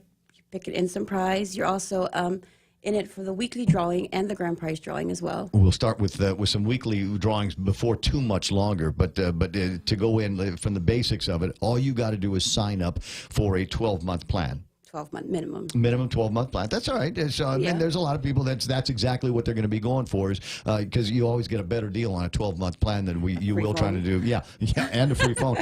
There's plenty more to that. So we'll dig into some of those details as we move a little bit further into the interview here. Now, tell me about the 12-month plans that are available. For the basic self plans for smartphones, we do have a $19.99, $29.99, $49.99, and all these three plans have unlimited talk, text, data, so it's very convenient, very cheap. And your practical choice, basically. Yeah, that's what I tell everybody every day. Cheapest plan on the island. So those are like the personal plans, right? Yes. Okay. Yes, That's the mobile plans. Yes. And then is there a 12-month plan for internet? Yes. Yes. Yes, we do. That's in there as well, and I can win an instant prize if I sign up for a 12-month plan on the internet. Yes, the MiFis, the routers. Mm-hmm. Any 12-month plan with whatever we offer in store is what you can have for entry for the promotion. I've got a MiFi, the router. I've got the router deal at the house, and absolutely love it. Yes. I love it. You want to renew, Ray? Want to get another Get a chance to come in. They're always working. You pick an instant prize, you win an instant prize. Not only do you win an instant prize, you get thrown into our weekly raffle and then our grand prize drawing as well. So you win either way, right? Well, we'll talk about the grand prize because I think that is going to be a big incentive for a lot of people. But there's also push to talk. Now, I always talk about push to talk, and I get a guy that bugs me on the Facebook Live. He says, "Oh my God, push to talk. That's like throwback to the 1990s." But we're not talking about the same kind of technology. It is push to talk. It is basically a two-way radio. But the phones have gotten so much better. Yes, they have. Yeah, I mean, they're like smartphones. I mean, it's direct connect. Where do you go wrong? You push a button, talk to whoever you need to talk to. It's very convenient as well. But and the phones are nicer now. I was going to say, the phones are a lot nicer than they were when I first got them. They were, these big, fat, huge, flip phony kind of things. But They're now a bit we've got, nicer. they're. I don't have one on me now, but they are very, very cool phones, very cool technology. I want to say, I'm trying to remember who it was that used them when Coast 360 did their race, their coast to coast run. They used our push to talk phones so that everybody could communicate with each other. Yes. So I mean, it's technology that has certainly been tested, and it's not just point to point. You can also put in like a whole group of people on the push to Our talk. group talk feature, which is very, very awesome. Yeah, everyone can link to each other and you don't have to call them communicate with each other. individually. This is like You can WhatsApp. them. It's like WhatsApp for voice. Yeah. Basically, because Yeah. everyone's in one group. I like the idea, and you if you know somebody that is a push to talk customer that's not necessarily in your work group, so what, you can still message them. We used to do that back in the old days. We used to have push to talk phones, and everybody at the legislature had push to talk phones, and it was really awesome because one of the things that we would do is we would push to talk them while they were talking at the legislature. They're in the middle. That was the fun part. Yeah, they're in the middle of the Mr. Speaker stuff, And we're it's like, still fun. I still use push to talk. It is a good time. So if you sign up for a 12-month plan, again, the deal is we'll hook you up with an instant prize, and then you will be eligible for the grand prize. Tell me about the grand prize. So the grand prize, we have really awesome prizes for the grand prize. We have 5 awesome prizes. For the grand prize, we have The Fitbit. A Fitbit. Flex 2. Mm-hmm. We have the Apple Is that the Watch. one with GPS on it? Does that have GPS? Do we know? I think they all should. But anyway, I'll look we it have up. the Apple TV 32 gig. Yes. No, the I need Apple that. TV.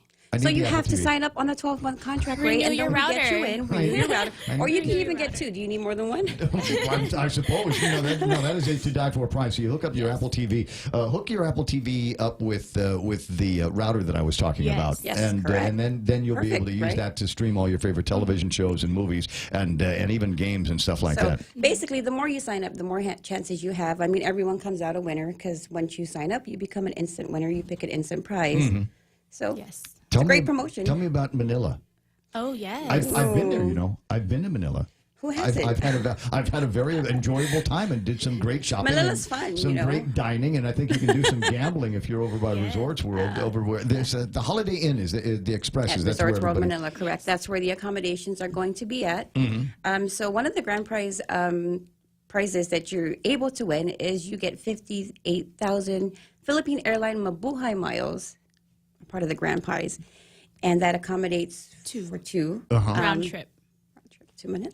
Or it's one person can go twice. Yes. Yeah, whatever works. I mean, you win. It's up to you, right? But I mean, you get the chance to get that, and that's a really awesome prize. So how do people sign up? Do I need to go to the home office here, or can we do it anywhere? Anywhere of our locations. We have the Agania Shopping Center location right across Primo Surf, the iConnect main office, and iConnect Micronesia Mall, Gotcha. right next to GameStop. And so if you've got questions about it, call 888-8888. That's their phone number. Look for Mel or Leah or any of our beautiful and wonderful iConnect employees. We'll all be willing to help everybody. you get more half a day when you walk into the iConnect No, actually, main office than Ray, you do at GVB. No, let me take that back. You get it at all of our locations. But, we're there to help everybody. We want to give everyone a chance to.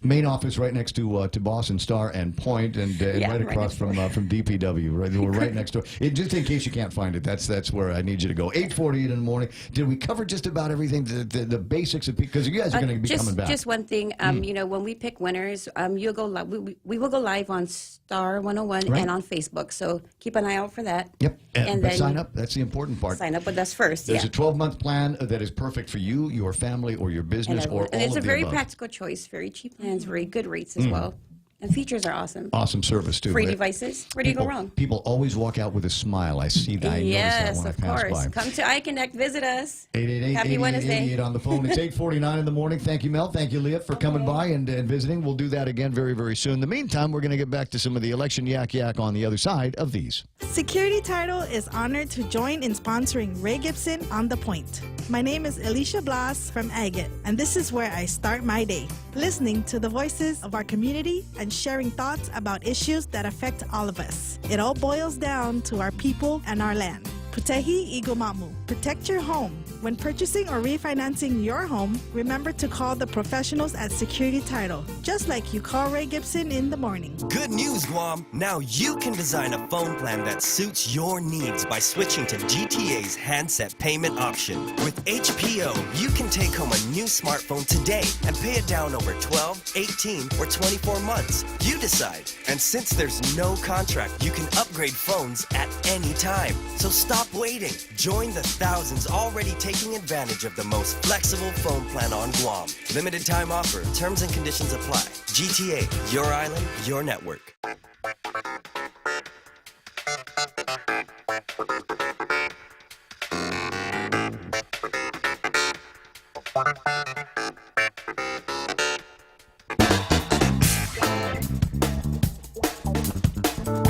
From 9 o'clock in the morning, it is the Ray Gibson Show, and watching a little bit of the Fox News website to see what they have put up, and they've got the little coloring books of probabilities for what's going to be happening in the midterm elections. What some have termed as a what's the word I'm looking for? Kind of a verdict on the Trump administration, kind of a sense of where the country is after a couple of years of President Donald Trump, and right now, I mean, I don't know that they're calling anything, but it looks like they've got 42 Republicans in the Senate race against 23 Democrats, and we'll watch as the results of the actual election start coming in to see what's going to be happening with the Senate races. Of course, the House races where everybody is looking at, and right now we have no declared Democrat victors there, no declared Republican Republican victors there because, frankly, all of the polls, most of the way through the country, are all still open right now. Don't think they're going to be closing probably for another hour and 10 minutes or so if my read of the clock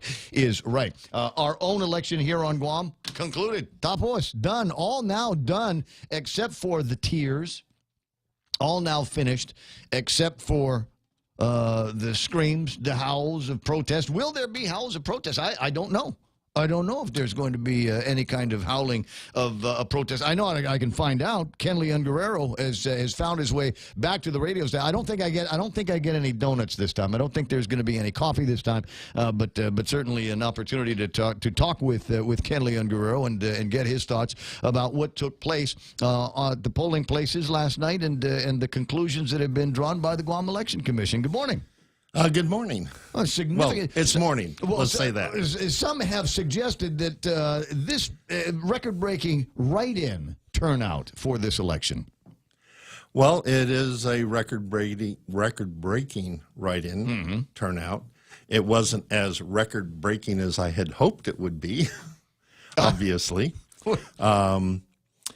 So first, let me offer congratulations to Lou and Josh. It was a very hard-fought campaign, and you know, the numbers are the numbers, contrary to what Bigger and Better and Brad Hewitt are thinking right now.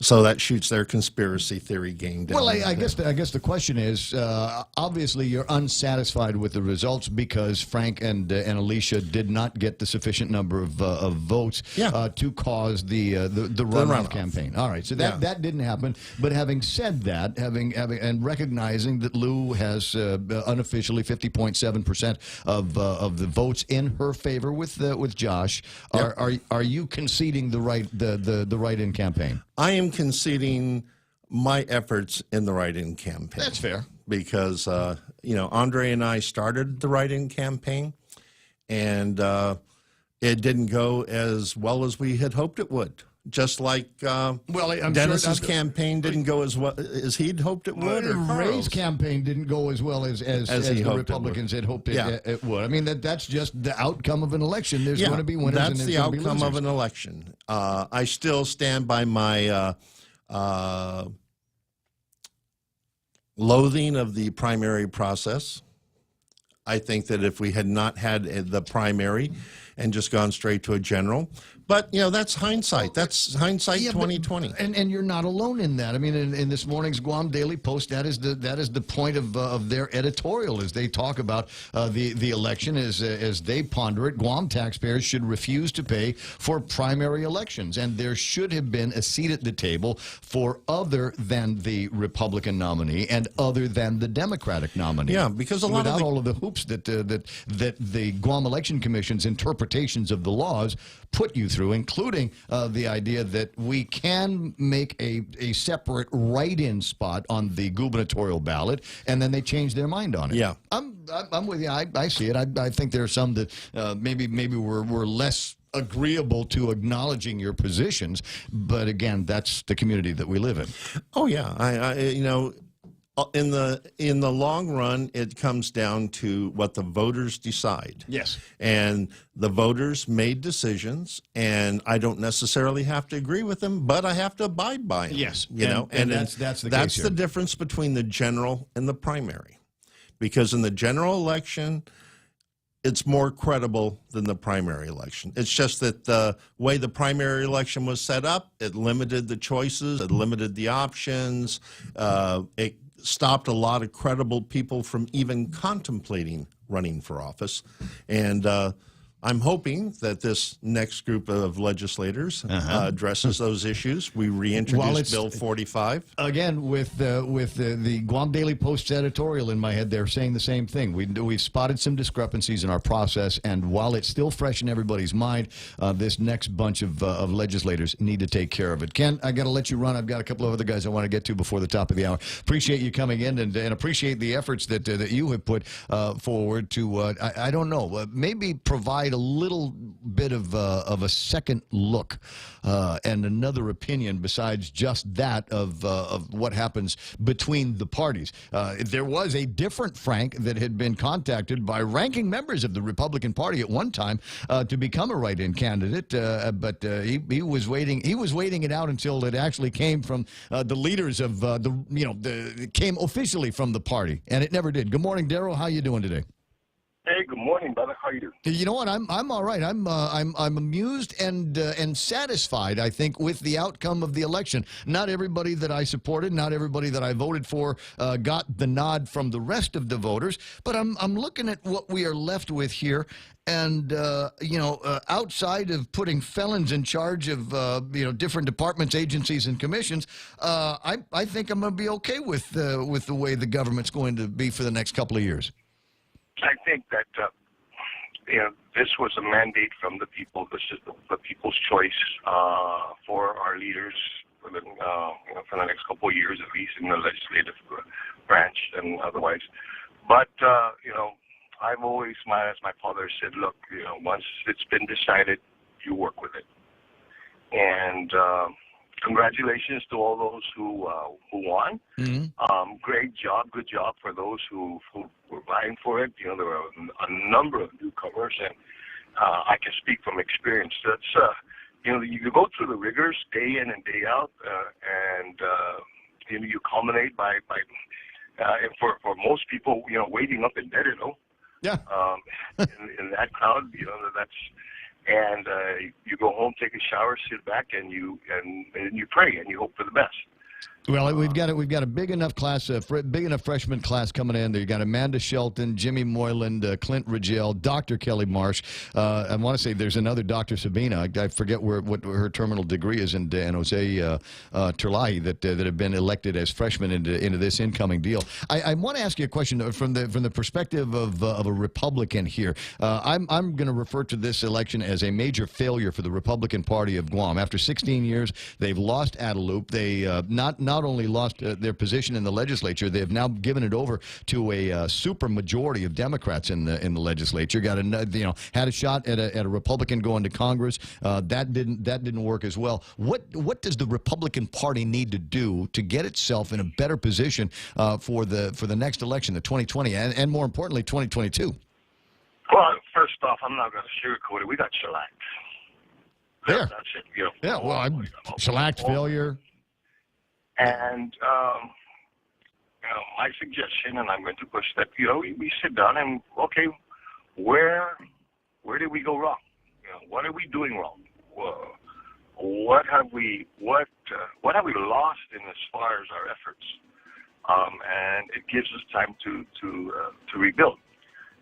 Would we rebuild strong enough so that we can become a contending force 2 years from now or 4 years from now? Not if you're only putting five Republicans in the legislature at a time. I mean, you need to build it up so you got candidates, viable candidates that have got good name recognition and have earned themselves some political capital. And it's going to be hard to do with Democrat at Adelup and 10 Democrats at the legislature. Hey, do me a favor. I'm going to call you back on this in the next hour if you don't mind, because I want to finish the conversation. I think that's it's a conversation that the Republicans need to have among themselves, and I wouldn't mind starting it here. But I got the news coming up.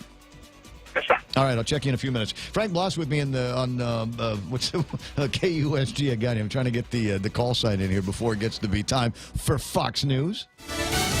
Today's the day. I'm Lisa Lacera, Fox News. Polls closing soon in about a half dozen states this midterm election day as candidates battle for control of Congress, and some key governor's races up for grabs. Fox's Steve Rappaport has more live. Lisa, the race for governor of Georgia is one of the most closely watched contests, with Republican Secretary of State Brian Kemp taking on Democrat Stacey Abrams. She's vying to become the nation's first black female governor. In Florida, former House Republican Ron DeSantis is in a tight battle with Tallahassee Democrat Mayor Andrew Gillum to succeed outgoing Governor Rick Scott. Many political observers think Democrats have a good chance of taking back the House, but they're playing defense in the Senate with more than 20 seats on the line. Heidi Heitkamp of North Dakota, Joe Donnelly of Indiana, Claire McCaskill of Missouri, and John Tester of Montana are among the most vulnerable. Lisa? Steve, one of the other closely watched governor's races in California, where Gavin Newsom, the current lieutenant governor, says he's hoping to build on the legacy of Governor Jerry Brown. Look, I don't think it's a gross exaggeration to say Trump's declared war on California. California, we're going to need all the foot soldiers we can get, and that means having congressional representatives will have our back. Republican John Cox says he's focused on repealing the state's gas tax and cutting government red tape.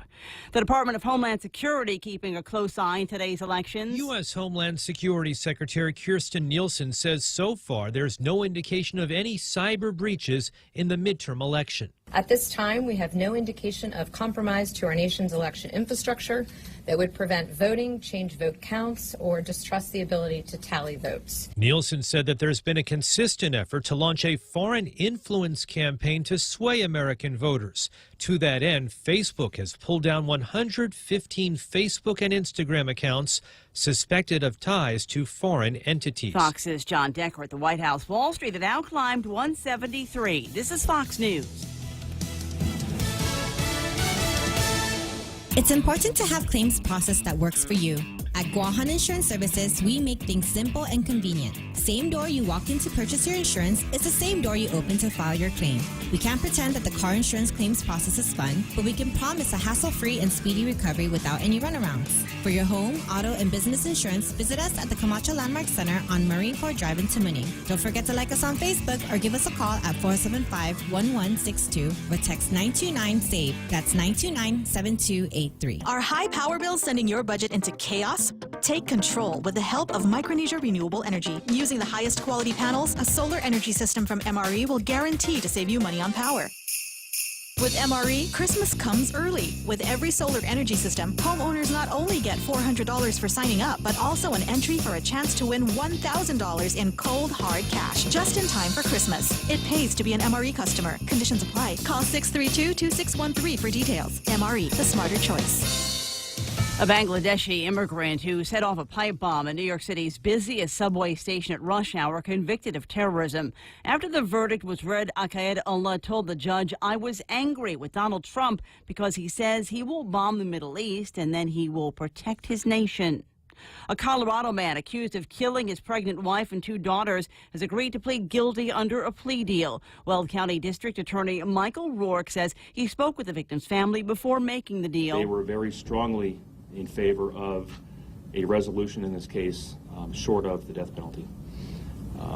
That, to me, was the most important consideration in deciding how to proceed with this case. Christopher Watts entered the guilty plea during a court hearing this afternoon. Vehicular homicide charges filed against a 21-year-old man accused of inhaling chemical vapors before crashing his truck into a group of Girl Scouts picking up trash on a Minnesota highway. Colton True facing 4 counts of vehicular homicide and 4 counts of hit and run resulting in death. He could face up to 160 years in prison. More General Motors vehicles could be recalled. 368,000 Chevy Equinox and GMC Terrain SUVs were recalled in August of 2016. Windshield wipers could fail earlier than expected due to water and debris getting into assembly ball joints. Now, the federal government is investigating whether General Motors should expand that recall to 1.7 million more vehicles. The National Highway Traffic Safety Administration says it's gotten 249 wiper failure complaints from owners whose vehicles were not included in that recall. No crashes or injuries were reported. Chris Foster, Fox News. Duncan Hines recalling 2.4 million boxes of cake mix due to a link to salmonella.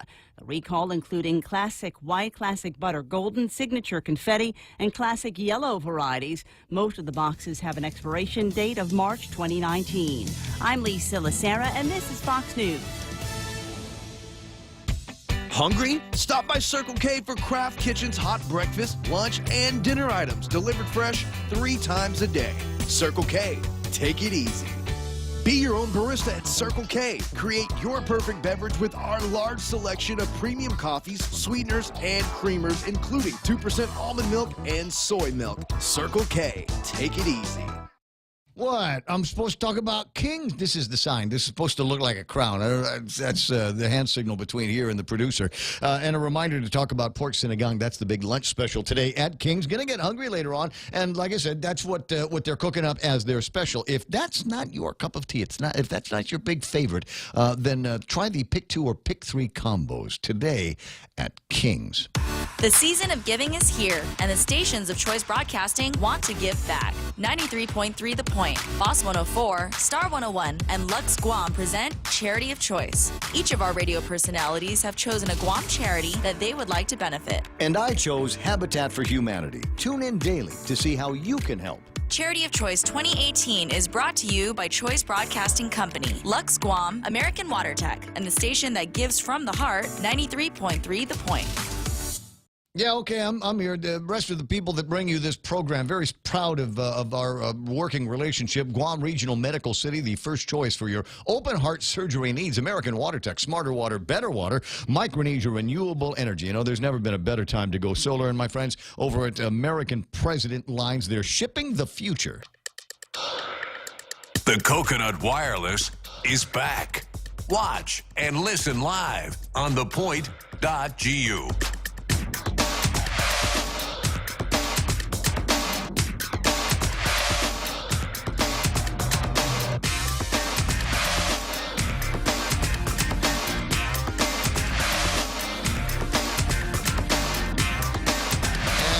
I got to take care of this. I mean, this is vitally important. Gina Marie Tenorio Call has tagged me in a post, and any time that Gina tags me in a post, then I know it's important. She says, "Don't forget, tomorrow night at Tamuning McDonald's is our McTeacher night for Price Elementary School. Please support our kids. Have a blast with us too. All proceeds will support second grade team with their fundraising goals for the students. Can't wait to order my Southwestern salad. Yummy." And then there's mine at Ray Gibson. Would you please help spread the word for my school on your show? Thanks so much.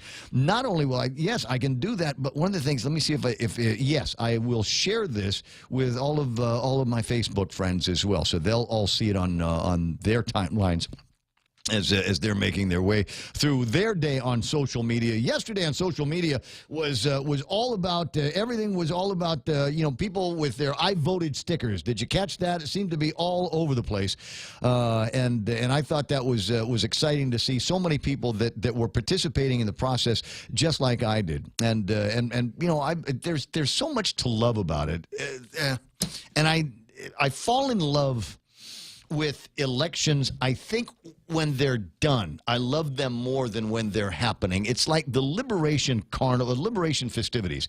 Right. It's a pain in the butt. We got to make plans. We got to rent our Pala Pala and hire the DJ and figure out what food we're going to be bringing, who's going to ride on the floats, who's going to be doing the live broadcast, all of that stuff. And I don't like the run up to it. But that morning, at 5 o'clock, 6 o'clock, as the sun is breaking over Marine Corps Drive, right. And I just think about how much fun this is going to be. How many of my friends am I going to see up and down the parade route? How many people are going to, while I'm riding whatever vehicle I'm riding, going to bring me a plate of food or a cold beer or something like that? You're forgetting about the most important part, Ray. What's that?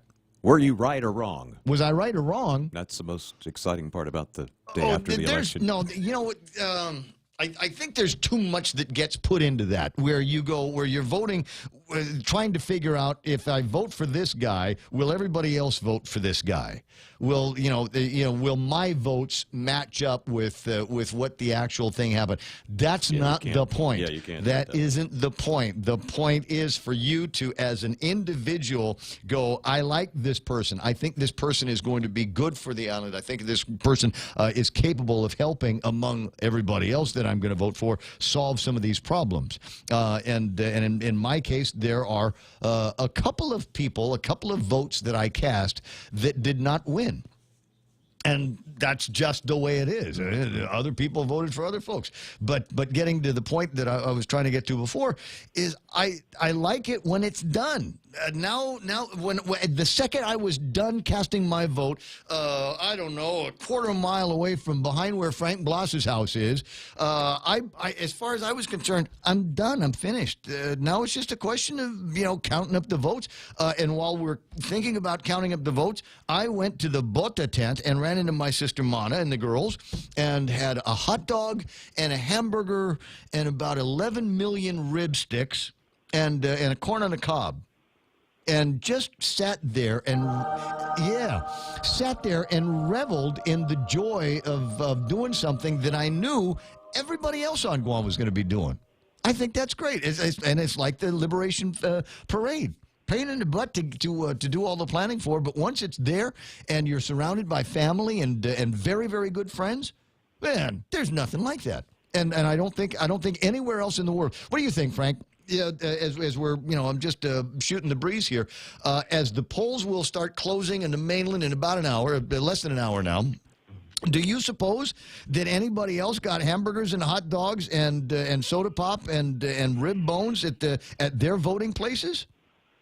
Yeah, first off, I don't think so. And then more importantly is, in most of the polling sites, you can get your hot dog from the Republican camp and your drink from the Democratic camp. Yes. And sit right in the middle. Yes. And have a discussion with both sides.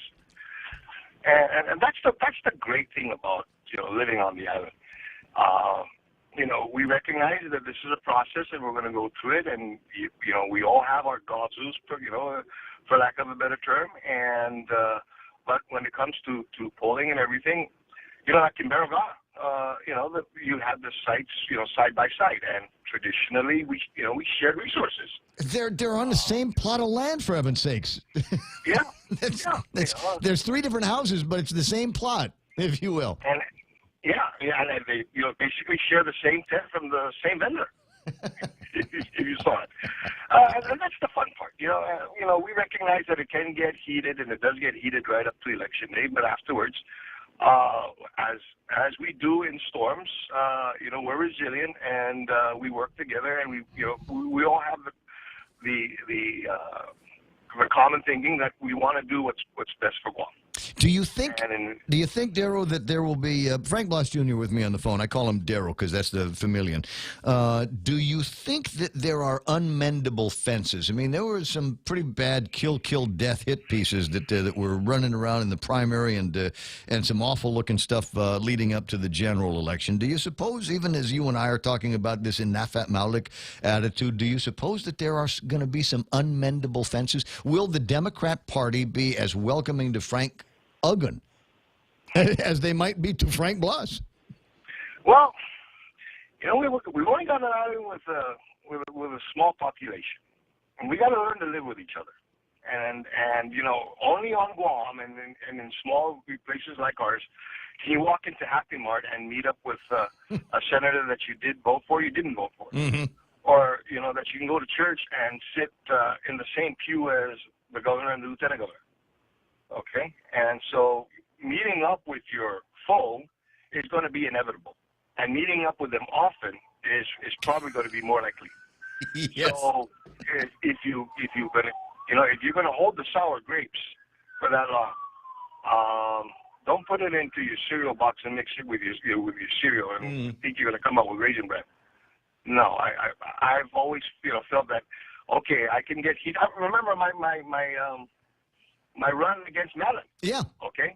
And a lot of people thought it was really heated. I tell you what, I mean, at the end of the day, I have the respect. And when the people's mandate, when they came on, they says, no, we're going to re-elect mandate Mellon, that was the people's choice. And I worked with her as if, I didn't run against her. I didn't say bad things against her.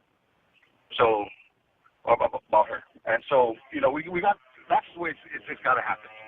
It maybe not today. Maybe not today. And I got to say, I think the guy that handled it best was. I'm sorry. I was just distracted by something on my Facebook Live. Speaking of unmendable fences, Troy Torres writing on Facebook Live just now. Ray lost, all capital letters. Woohoo! I had a cousin Troy. See, cousin Troy. Oh yeah. And there's going to be some of that. But as time flies, again, you're going to meet up with them, and it's just in our nature, it's just in our culture, okay? And it's not a bad thing. Well, I want to say the last time that Troy and Ray got together, in fact, I was there. I didn't see it because it took place inside the building, but that was over at Dennis Rodriguez's camp on the primary election night. And Ray walked across the street to say hello, and I think got an earful from Troy there. So it'll take a while for that one to kind of work its way through. We'll watch and see where the rest of it is going. But there's the reason why I asked you to call back, the reason why I wanted to spend more time with you on the radio is because I think think there needs to be a serious conversation where the Republicans need to remember, I think, what the job is, and the job is to get more Republicans, conservative minds in the legislature and in Congress and at Adelup. They've been at Adelup now for 16 years, four terms of governors, and all of a sudden, poof, it's gone. So what was it? Was it the candidates? Was the strategy of the party backwards? Were there better candidates on the Democratic side? Was Lou's spiel all that much better than Ray's? Well, obviously, of course, you can't take anything away from the Republican opposition. Okay, they wanted it, just as bad as I hope that Ray and Tony wanted. They put out, of course, more. They were very vigilant in their process. There were probably things that the Republican Party could have done better. And those are some of the things that, when the dust settles, hopefully we can get together as a party and look at, where our failings are, or where we need to bolster, and, where we did good and what we need to build up. But it's got to be an open and a very frank conversation. And is it too late for the party? Is the party totally demised? I don't think so. I think that the process here, politics is about, compromising different views. Well, is it possible that the Republican Party spent too much time and devoted itself a little bit too heavily to the Republican gubernatorial candidate, and maybe not enough attention paid on Doris, not enough attention paid on what I thought was a pretty healthy slate of Republicans, and some new Republicans at that? Yeah, and this is my opinion, and yes, I have to agree with that. Early on, I felt that there wasn't enough effort putting into introducing and giving the candidates a platform to be able to speak and to help to spread the word. And maybe even in some cases, because a lot of them were basically brand new to the whole system, is mentoring them. I did, in fact, offer my knowledge, my suggestions, my advice to a number of the different candidates, and with the hope of, and with the caveat of saying to them, you guys got to get together. You guys, you got to speak in a voice so that not everybody's going to be an expert in everything, and don't try to be an expert in everything. But down the line within your group, you got an individual who can do this. Present it in that package, in that way. And again, it was advice. Was it taken? I don't know. Well, you and I are the same. I mean, I might not know everything, but if I give you I offer a piece of advice, you ignore it at your own peril. So I'm one to say I don't know everything, but I surely appreciate it. I can surround myself with people that do know things that can help me, and then that I don't know. I'm not afraid of that, and so I was hoping that this was something a strategy that could have been used. Was it used? Quite honestly, I didn't see it. Is there also the possibility, Frank, that there might have been, I don't know, it's because I remember talking 16 years over at Adelup. Is it possible that there was a little bit of Republican fatigue? You've got one party that is in charge of an entire branch of the government, and even though one set of the years were Camacho years, another set was the Calvo years, it just felt like all the same people were basically being shuffled around from all of the different positions that were going in there. Is it possible that the voters were just going, okay, I'm tired. It's time for a new government now? The overarching feeling in this election was change. And that was very clear from the get-go. And, although the Republicans, our party has held Adelup for many years, there could have been a better effort in being able to provide a contrast, if you will, or what changes would have been, as compared to the two previous Republican administrations. Mm-hmm. I felt that there wasn't enough of that, and I was hoping to hear a little bit more of, okay, what is the new thing? And that the key word is new. What is the new thing that our Republican candidates would be able to provide? Wow. As I said, given the nature of where we've been for the last 16 years, I think you kind of get stuck into a rut, and even though we're watch the change of the decades as they go by, you still kind of get into that thinking. I think this is going to be an interesting time, and I've said this more than a couple of times already this morning, but we are in a place. After the inaugurations next year, where we will have a first branch of government that will be remarkably similar to the second and third branch of government. We've got a Democrat woman that will be leading the island from Adelup, and we've got a Democrat supermajority, female supermajority over at the legislature. So I hope that they will all be able to get together and in orderly female-like ways, check marks, milestones. Here's the priorities. This is what we're going to work on Monday, and Tuesday we're going to do this, and Wednesday we're going to nail this down, and Thursday we're going to knock this out. And Friday, and then Saturday and Sunday we'll goof off, and that's going to be family time at the beach. And then we'll come back on Monday and start doing it again. I just kind of hope with the harmony of interests and ideals that they've got that occurs. Yeah, and it's going to be interesting to see how it's going to be done. Obviously, there's going to be pressure, not from the sense of policymaking, but in how they're able to handle and to develop policy. I've heard all morning, that here goes the change of the male establishment, in government. I, for one, while I'm a male, I never thought that if you were on that floor as a colleague, male or female, I mean, it can be brutal.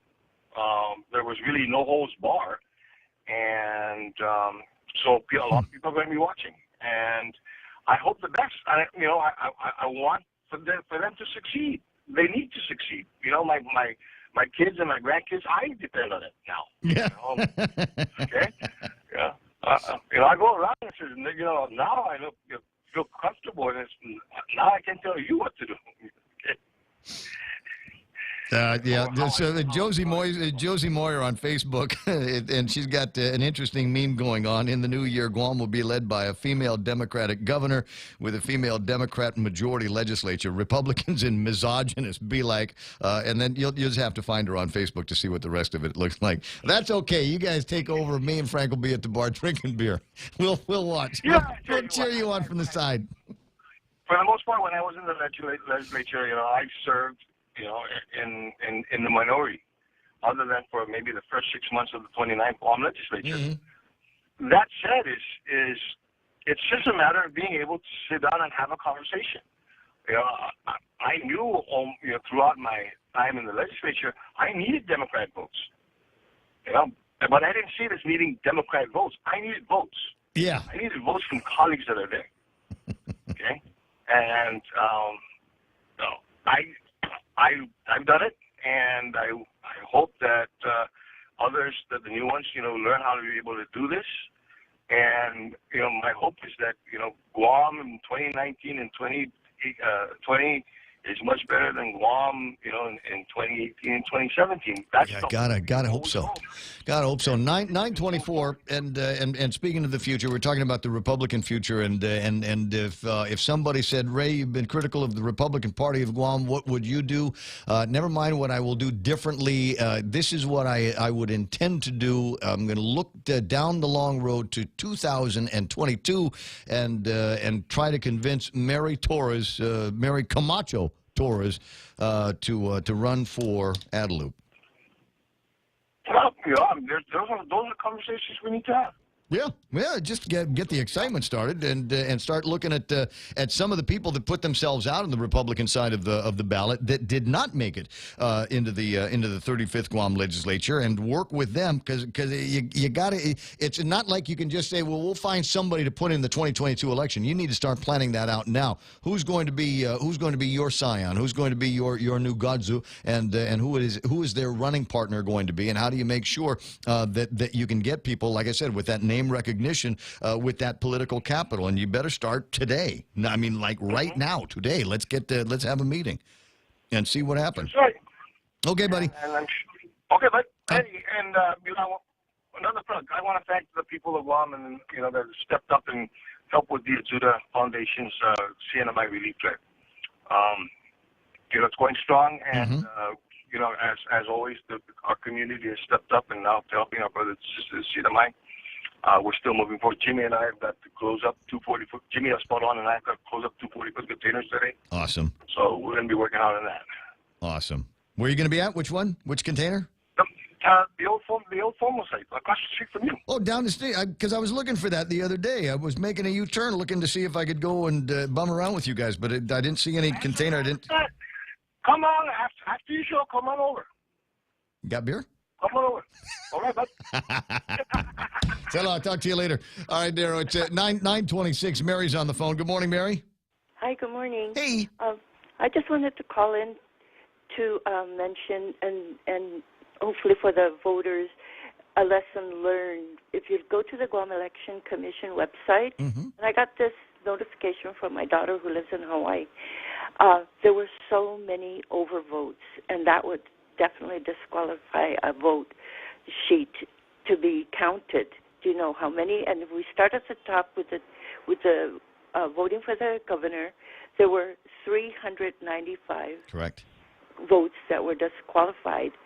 When you move down to the non-voting delegate, it's 260 disqualified. Keep going. And holy moly, when you get down to the senatorial, it is it's just really frightening. There were overvotes disqualified, number 2,745. Now, can you imagine if you added what that would mean to the election? There could easily have been a runoff if people were very careful to count how many circles were counted. It's not hard. It's 15.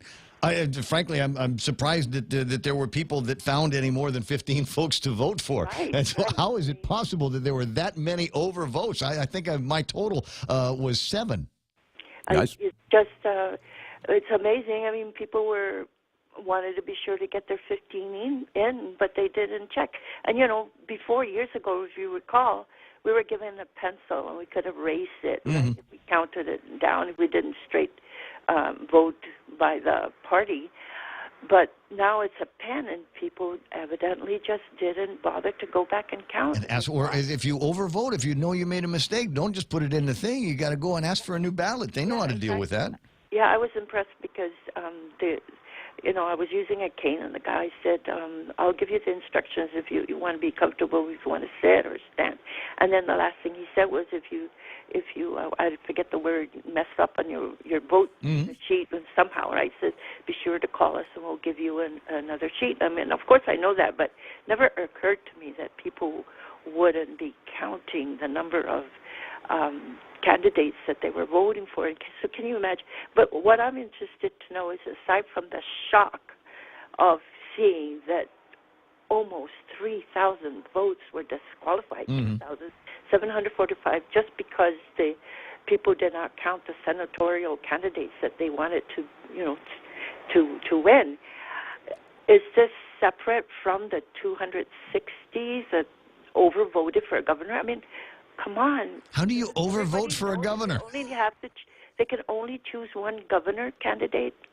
How could 260 people didn't understand that, and they circled more than one? I don't know. And the funny thing, Mary, is they made these mistakes, these grievous errors. They trashed their own votes seconds, literally seconds, and no more in most cases than about 10 feet from where they got the instructions.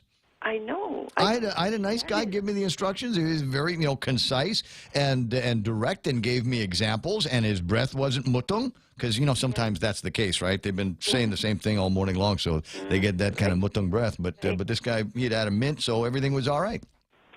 So we got with just if they were separate, if they disqualified based on the overvotes for a governor, that's 260, and if the 2074 were other voting sheets that were disqualified, so you're talking already right there 3,405 votes that were disqualified, and then 67 voted more for the one attorney general, and then the only ones that was a no-brainer was the Guam Election Board. Right. You could only vote for 4, and 4 ran. Now, my understanding, Mary, and I got to let you run, is my understanding is that if you overvoted on the senatorial side, but you only picked one governor, that part of the ballot still counted. So your vote for governor counted. It's the votes that you cast, the overvotes in the race for senators, that's not going to count. So it's not like your entire ballot, the whole piece of paper, is invalid. Okay, so but that was 2007. But yeah, it's still a big number. 2,745 people couldn't remember the instructions that they had just been given about voting for up to 15 senators on either side of the ballot. Yeah, I just wanted to make people aware about it over the radio. So a really, really terrible lesson to be learned that you really need to. If you want to vote 15, you need to sit down and count them. Count 15. I will.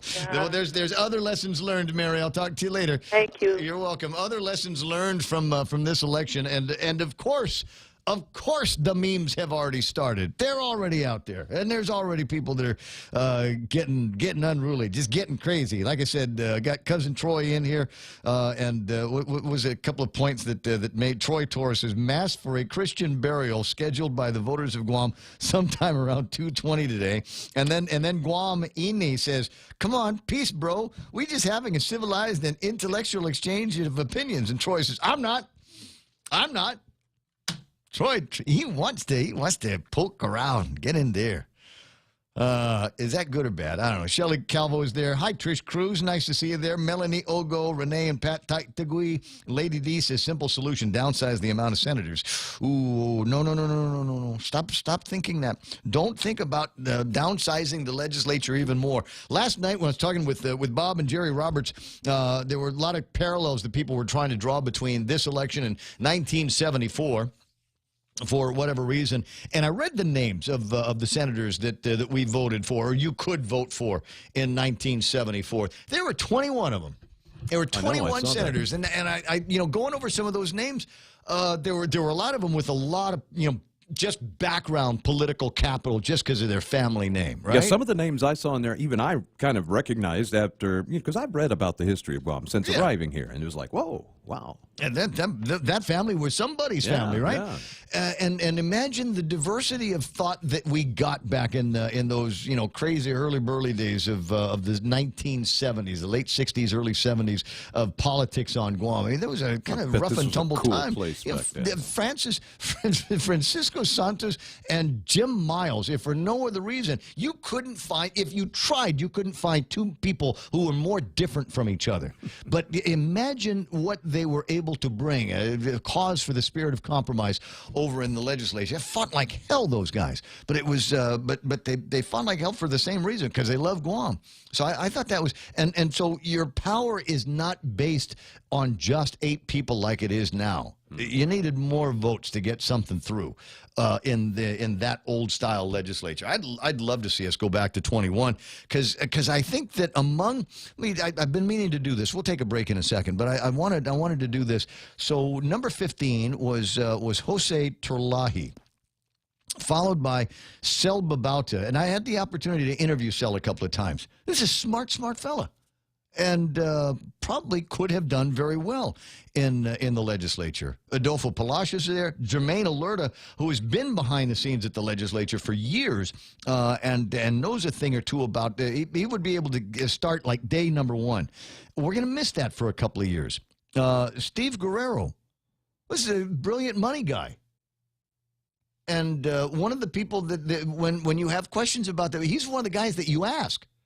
And now is not going to be a member of the legislature. Benny Servino. And there is no greater advocate for individuals with disabilities of all kinds in this town than Benny Servino.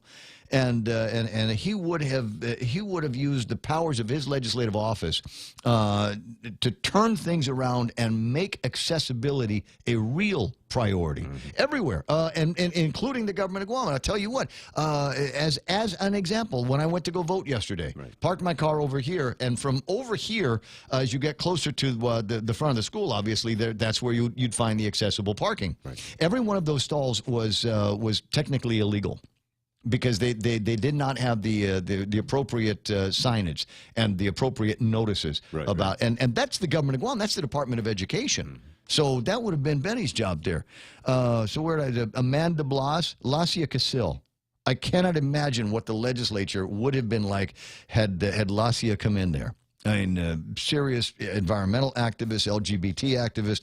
I think that would have been great. Jack Haddock would have been great in there. Michelle Titano. And what's one of my favorite topics to hit on is crime.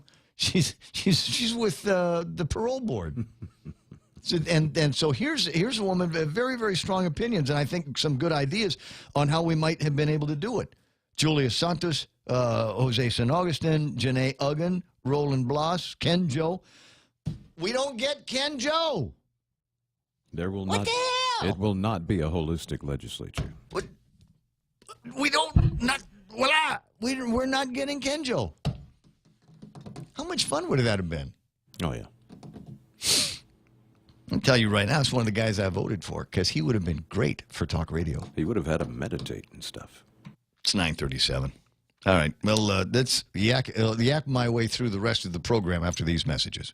If you can dream uncommon design and unprecedented engineering, you define the 2018 Lexus. The boldly designed IS Sport Sedan's aggressive design stimulates the senses. Advanced paddle shifting puts the exhilarating performance of the IS Sport Sedan at your fingertips. With deep, luxurious seating, the ES350 offers an ultimate level of comfort, while cutting-edge engineering delivers a thrilling drive. Put yourself in a 2018 Lexus. Now with special incentives. At Atkins Kroll. Bring joy to your world and your budget with a holiday loan from First Hawaiian Bank. At a low 4.99% APR, fixed for 1 year, it's a smart way to add ho ho ho without budget uh-oh. To apply for a holiday loan, visit any First Hawaiian Bank branch or FHB.com. For more information, call 1-877-640-2337. Additional restrictions apply. First Hawaiian Bank. It all starts with yes. Member FDIC, Equal Housing Lender. It's a Christmas-themed commercial. Yes, sir. Yeah. There was that, and the fact that we've got an unofficial winner in the election. That's it, man. It's the closing of the year already. Just start looking around for it to be where are we going for New Year's, bro? There we are. Open the calendar. What have we got in the calendar for what day of the week is New Year's? What's that day? You have one? No, I'm looking mine up at the same time you do. Let's we'll race. No. I'm not going to find it because somebody just sent me a picture. Tuesday. It's a Tuesday? Yep. Can we reschedule? I want to riff on something here, if you don't mind. The election was on a Tuesday for no reason that I can fathom, period. I think we should have had the election on a Saturday, right? And it would be exactly the same, except more people, I think, could have gone out and voted and got out and out of work or something like that. And then we could all go to our favorite campaign headquarters, go hang out over at Lou's Place or Sam's Lounge up at the Cliff or wherever Ray was doing his thing, and just goof, right? And then it would be Sunday morning, and you could be all hungover or disappointed or ticked off or whatever, but you have a whole day to get over it. That's true. Right? That's true. So you can't do that now. There's all kinds of people probably drinking at Lou's Place all night long. And think if it were on a Saturday, most of these celebration areas would probably be near a beach somewhere. Yes. So Halloween, and I might have mentioned this before, there's a very active conversation about, I don't know, making a constitutional amendment to have Halloween fall on the last Saturday of October as opposed to October 31st. That way, there's always, you got Halloween night on Saturday night, and parents don't have to worry about, oh, my God, I got to work all day, and then I got to go home and get the candy all set out, get the kids all dressed up, and you got all day to dress it up. So if we don't make this, some kind of constitutional amendment, maybe a law here on Guam put together by all of the mommies over at the legislature and the mommies at Adelup, right, and enforced by the mommies over at the court. That's how you get things done. Yes, so you just watch. There's going to be some changes. It's going to be mandatory now. When you buy ice cream, at the grocery store, it's going to come in a melt-proof bag, right? And there's going to be, you know how we've got accessible parking right now? There will be parking for pregnant women and new moms. Oh, special. Very good. And you know what? I agree with it. Let's do that. I've been in and around those situations, and I think there are some common sense solutions. Why we don't make them just common sense solutions? Why the businesses don't do them on their own? I don't know. Culinary food tour going from one village hospitality tent to another. But we talked about that a little bit yesterday. Or last night. I mean, I had good food. I had ribs and hot dogs and hamburger and soda pop. That's all the food groups, I think, right there. No, did I get dessert? I don't even think you needed it. I believe your stomach would have rejected dessert at that point. Yeah. Anyway, sorry, I got distracted. But New Year's, instead of waiting until the end of the year, we should have New Year's should fall on whatever the Saturday is, the Saturday closest to New Year's. There you go. So that way, you got the whole day to goof off, recover, whatever the hangover medicine is going to be. The New Year's really supposed to be in March anyway. Hadn't thought about that. It's the Romans that changed. Yeah, hadn't thought about that. 9:42 in the morning, and just going over some of my notes here. And thoughts about it. I didn't have too many problems getting out to vote yesterday. Did get this note here from my buddy Alfredo. He says, Ray, I was listening earlier while driving to work and heard the topic of why 1 in 3 people did not vote. One of the reasons may be they've passed away. All right. I remember voting 2 years ago, he says, and when I gave my ID to the precinct official, she said my ID did not match the name on the list. She showed me, and it was my father's name, Alfredo C. Mendoza. I am Alfredo P. Mendoza, Jr. I told them that my father passed away in 2007, and I don't know if they had removed my father's name from the list, so maybe a lot of registered voters may have passed away already, which is why they did not get to vote. Topic did come up in the conversation with Maria Pangolin, and it was basically one of these things. They mesh their database with information that they get from vital statistics over at Public Health, and that might be as good as it gets. And the other thing is after a number of elections where dead people don't vote, their names are automatically removed from the roster. Okay. So that's why. Given the way things are communicated here, based on my recent experience, yes, and the follow-through of most government agencies, there's a good chance a lot of those people that didn't vote are just no longer here. Yeah. Split. Got to go. 9:43. We have not, and I don't know to what degree we've tried. I usually leave that kind of thing up to the producer. But there is a clear winner in today's election. How do I know it's a clear winner? Because Ken Leon Guerrero came in and said his guy was the clear loser. So, and they're not going to fight it. Hard fought write-in campaign. Couple of 2 weeks before the election. That's all they got after they talked to everybody and got permission from priests and friends and families and rabbis saying, yes, we think you should do this write-in campaign. So they did, but they didn't get enough votes. Got a bunch of votes. Got a boatload of votes. I got to say, somebody will do the historical. We'll take a look at the GEC comparative reports that they've got there. Great resource, by the way, and see if there was anything, if there have ever been other write-in campaigns that have beat the 700 or so votes that Frank and Alicia or other write-in candidates received in the last 24 hours. But we haven't had a chance to, get cozy with the winners. I cannot vouch for the audio that you're about to hear. It was taken earlier this morning over at the Lou headquarters.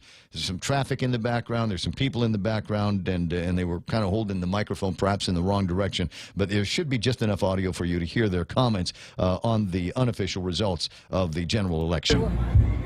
All right, Lou and Josh, you both have garnered the most votes. How do you feel right now? We feel really good about the results.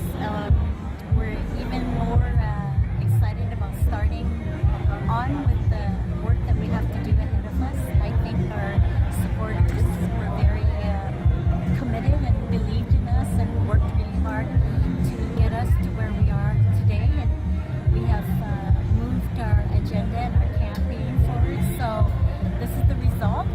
After 2 years with Josh, talking to people, meeting people, and so today is a great celebration for ourselves, our people, and of course our supporters. So we're very happy with the results that have occurred. Yeah, I'm not going to torture you with that audio anymore because whatever jam they're playing in the background is not my jam. That's not my one. No, here, a little so too much bass. Sorry about it. Yeah, a little bit too much. Do I have any other cool memes and things that I can show you? Yeah, somebody sent me this. Bank of Guam. Overheard on Guam. Bank of Guam is now Gov Guam. Do I have another one that I can send? Some of these, and I got to tell you, it's not like all of these are being sent to the radio station's WhatsApp, which is 988-5874. Some of them are being sent to me from my own personal different WhatsApp groups that I'm a part of. Let me see if I can send this one here. When we were talking about teachable moments, this will pop up here in just a second. Teachable moments. There is a meme. There's some mean meme generators that are out right now. How about this one? Picture of Ray Tenorio, and it says, that gun grab thing. Big teaching moment, a big teaching lesson for me, too. No! Ow. Ow. And I'm trying to think, is that Troy's favorite font to use in memes? Probably is. Probably is. We're going into forensic discovery to try to find out who's yeah, it is. producing these things. So, okay. So somebody's asking me to get back to some of the serious conversation here. Total votes cast. All right, stand by. Let me see if I can find something with the total votes cast on it. I'm assuming that you want just the governor here. Oh, I can give you all of it. All right, so 67 precincts, 55,941 registered voters. And that's how many people showed up. They cast a total of 37,090 votes or ballots. So our total voter turnout was 66.3%. But the total ballots cast was 37,090. So figure out what that's going to be. Now those numbers will come in handy in the conversation about the next election that we need to have. Because that's going to be the high water mark. And unfortunately, the water mark keeps getting lower and lower and lower, but it will be the high water mark. So when we start talking about the next gubernatorial election, whether it's Republicans or Democrats, or perhaps they'll find a way to make it easier for independent, non-party members to run in elections, that's going to be the number that they start to look at. Right. That'll be the number that they start to look at. The other interesting question that somebody needs to do was, what did we say? It was $2 million, or about $2 million that was raised by Lou and Josh? Oh, yeah. Okay, so calculator moment. Calculator moment now is, what did we get? What did she get? 18,081 votes. So $2 million, right? Divide it by 18,081. Yeah. 081. Are you punching them in? Oh, I'm done, man. Oh, you're finished? Yeah. Okay, so how much how much did it cost Lou and Josh to get elected? $110.61 per vote. $110.61 per vote. Simple mathematics, which is the other thing that we are going to have to look at, that you are going to have to look at. If you want to be one of the people that is running for office, recognize that there's deep pockets behind this particular team that you might find yourself running against for Adelup. Now that Lou and Josh are going to be in there, Mhm. is Adeline still where math goes to die? Interesting. You know, she was a nurse. Oh, and she a can revive it. grandmother and a mother and a wife. Oh, she You remember the commercial? Wow, she can cure math. Yeah. She could Just cure takes somebody's mommy's math. That's all it takes. That's funny. All right. I don't know. There are any number of other interesting, asides that we can make in the election here if you want to, pull every little thing apart. One of the takeaways that I think is going to be fun to talk about in the next election is how much baggage can we jettison from this election? Because clearly it doesn't seem to make that much of a difference. Maybe too much has been made over the years about the unity pledge. We have a unity pledge. We'll bring everybody into the bosom of our party. And everybody signed this document. I just like saying bosom. But we'll bring everybody together, and we'll have them all sign off on a document that pledges undying love and devotion and loyalty and fealty to the party. And you remember the first day they were doing it, and everybody said, Mike Nicholas, here's the Sharpie. Go sign the thing. And he walked away with the Sharpie. Hey. Unity pledge, that's not for me. And you remember the guff that he got from Ken Paris. Mm-hmm. Well, Ken looked like he had just eaten an entire raw lemon, and then began to lay into Mike St. Nicholas about ignoring the unity pledge. What kind? He wanted him to be kicked out. Kick him out of the party. If you don't sign the pledge, then you shouldn't even be a member of the party. You shouldn't be able to put D at the end of your name. And that didn't seem to bother him because he had that cotton candy thing going. Yeah. And you might call Moylan's Party World right now and find out if you can get yourself a cotton candy machine. Call East West Rental and see if they've got cotton candy machines. Go to Kmart, you get a little kid's cotton candy machine. In the new administration, whenever Adeline wants to propose something really difficult for the legislature, bring cotton candy. Bring cotton candy, because apparently that's the way you get people on your side. And that was good enough to make Mike St. Nicholas the unofficial next congressman-elect from Guam. Wow. Yeah, that's a big deal. That among all of the other things that we've got here that we say are history-making, and I'm sure that there's a bunch that would have liked to say, well, it would have been cool if we could say that we had a woman all the way around, right? Women at Adelup, women in the legislature, but still in all, we got Mike St. Nicholas, Democrat, but not a woman going to Congress, right? Got BJ over at Public Accountability. And Merriman, et cetera, over at the courthouse. So I know that they were going for some kind of a full sweep all the way through all of it this. sounds cliche, but the one thing we got this election, abundant change. We'll see. I mean, in terms of, the makeup, just on the outside looking in, I don't know what they're doing from the inside looking out. Well, that's the question. That's one of the things that, I'll say it again, guys. Here's the important part. Congratulations, Lou and Josh. Who's your director of the Department of Revenue and Taxation? Hey, Lou and Josh, who are you going to put over at GITA? Who are you going to put at the fire department? Who are you going to put in the police department? Have you seen the numbers in tourism? We got crazy gangbuster numbers coming in from Korea, but what happened to the Japanese? Who are you going to put over at GVB that is going to help us restore the Japanese numbers and bring them back without us having to underwrite all of these what do you call them, charter flights out of there? Just how do we bring back the Japanese market? What brainiac are you going to put in charge of that? Who are you going to nominate to commissions? Who are you going to send to Guam Memorial Hospital and fix that mess? Fix it. Is it money? Is it management? Is it both? You ran into a platform where we know about money. And we know about management, so send somebody down there or find somebody that is qualified to run the Guam Memorial Hospital. There's another one, Guam Regional Transit Authority, GRTA. How about, and they were talking about it yesterday on Bob's show, can we rename it? if it's not going to be about rapid transit or mass transit, let's rename it. Let's come up with a different mission for it, but let's stop spending as much money as we are on it, and let's stop pretending that it actually accomplishes what it's supposed to be accomplishing. I propose we call it GUS. GUS? Yeah, short for Guam Bus. Guam Bus. Yeah, I thought the U was GUS. going to be short for useless. Okay. Because I don't think it does anything. So who are you going to put in charge of that that knows a thing or two about public transportation? And let's turn that around. That's what I want to see.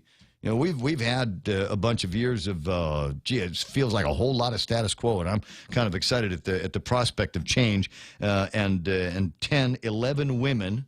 Between the 10 women at the legislature and the one woman over at Adelup, I am delighted at the prospect that there might be a harmony of interests that will take us into an unforgettable time. Please don't hit me with another 4 years of the same government. 9:55 in the morning. Mike says I got to take a break. Be right back.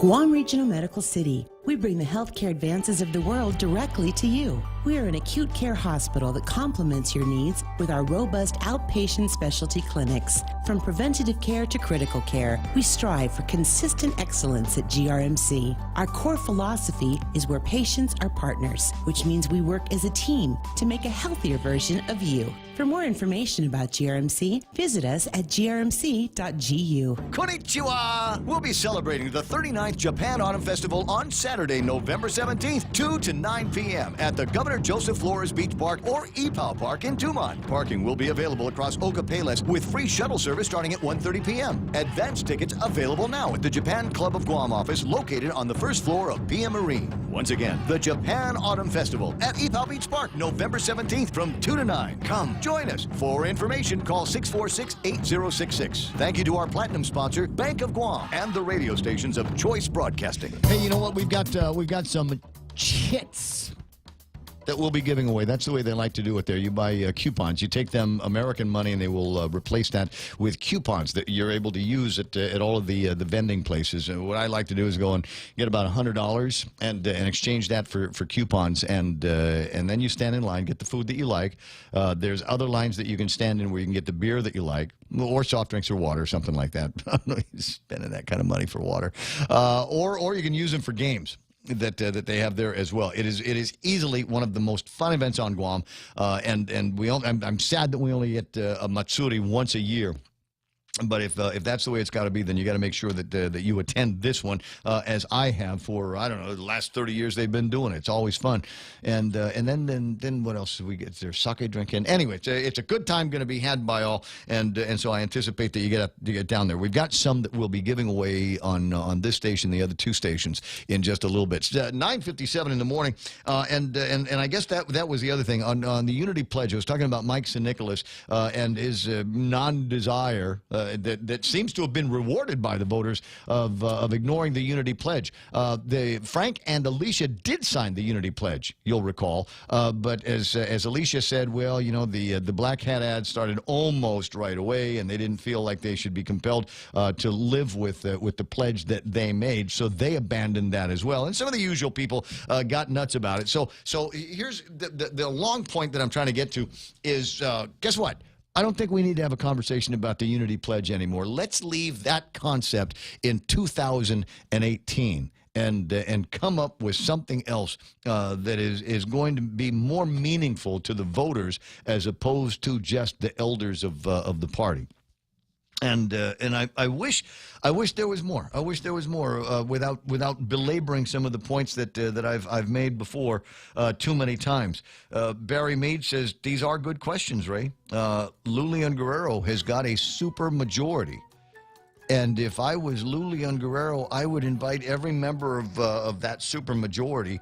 In fact, every member of the legislature. Let's go have a meeting on the 10th floor of the Bank of Guam, and let's start talking about what was your platform. These are the parts of my platform. How do we all work together in this very interesting and very unique time to knock it all out? And as Uncle Carl and I like to say, make Guam Guam again. It's 10 o'clock in the morning, and polling places, precincts all across the country are beginning to close, at least in the eastern seaboard of the United States, beginning to close. So it shouldn't be too much longer before we actually start seeing some results from the midterm elections in the United States. Blue wave here on Guam. Will that happen in the U.S. as well? The radio station is KUSG Agana. Fox News Live is coming up next. Until tomorrow, from Michael Knight, Kevin Kerrigan, and Blake Watson, thanks for watching.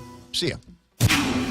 This is a Fox News alert. Today's the day. I'm Lisa Lacera. Polls now closed in a half dozen states this election day. The Fox News decision desk can now project that independent Vermont Senator Bernie Sanders, who identifies as a Democratic socialist, will easily win a third term by defeating Republican Lawrence Zupan.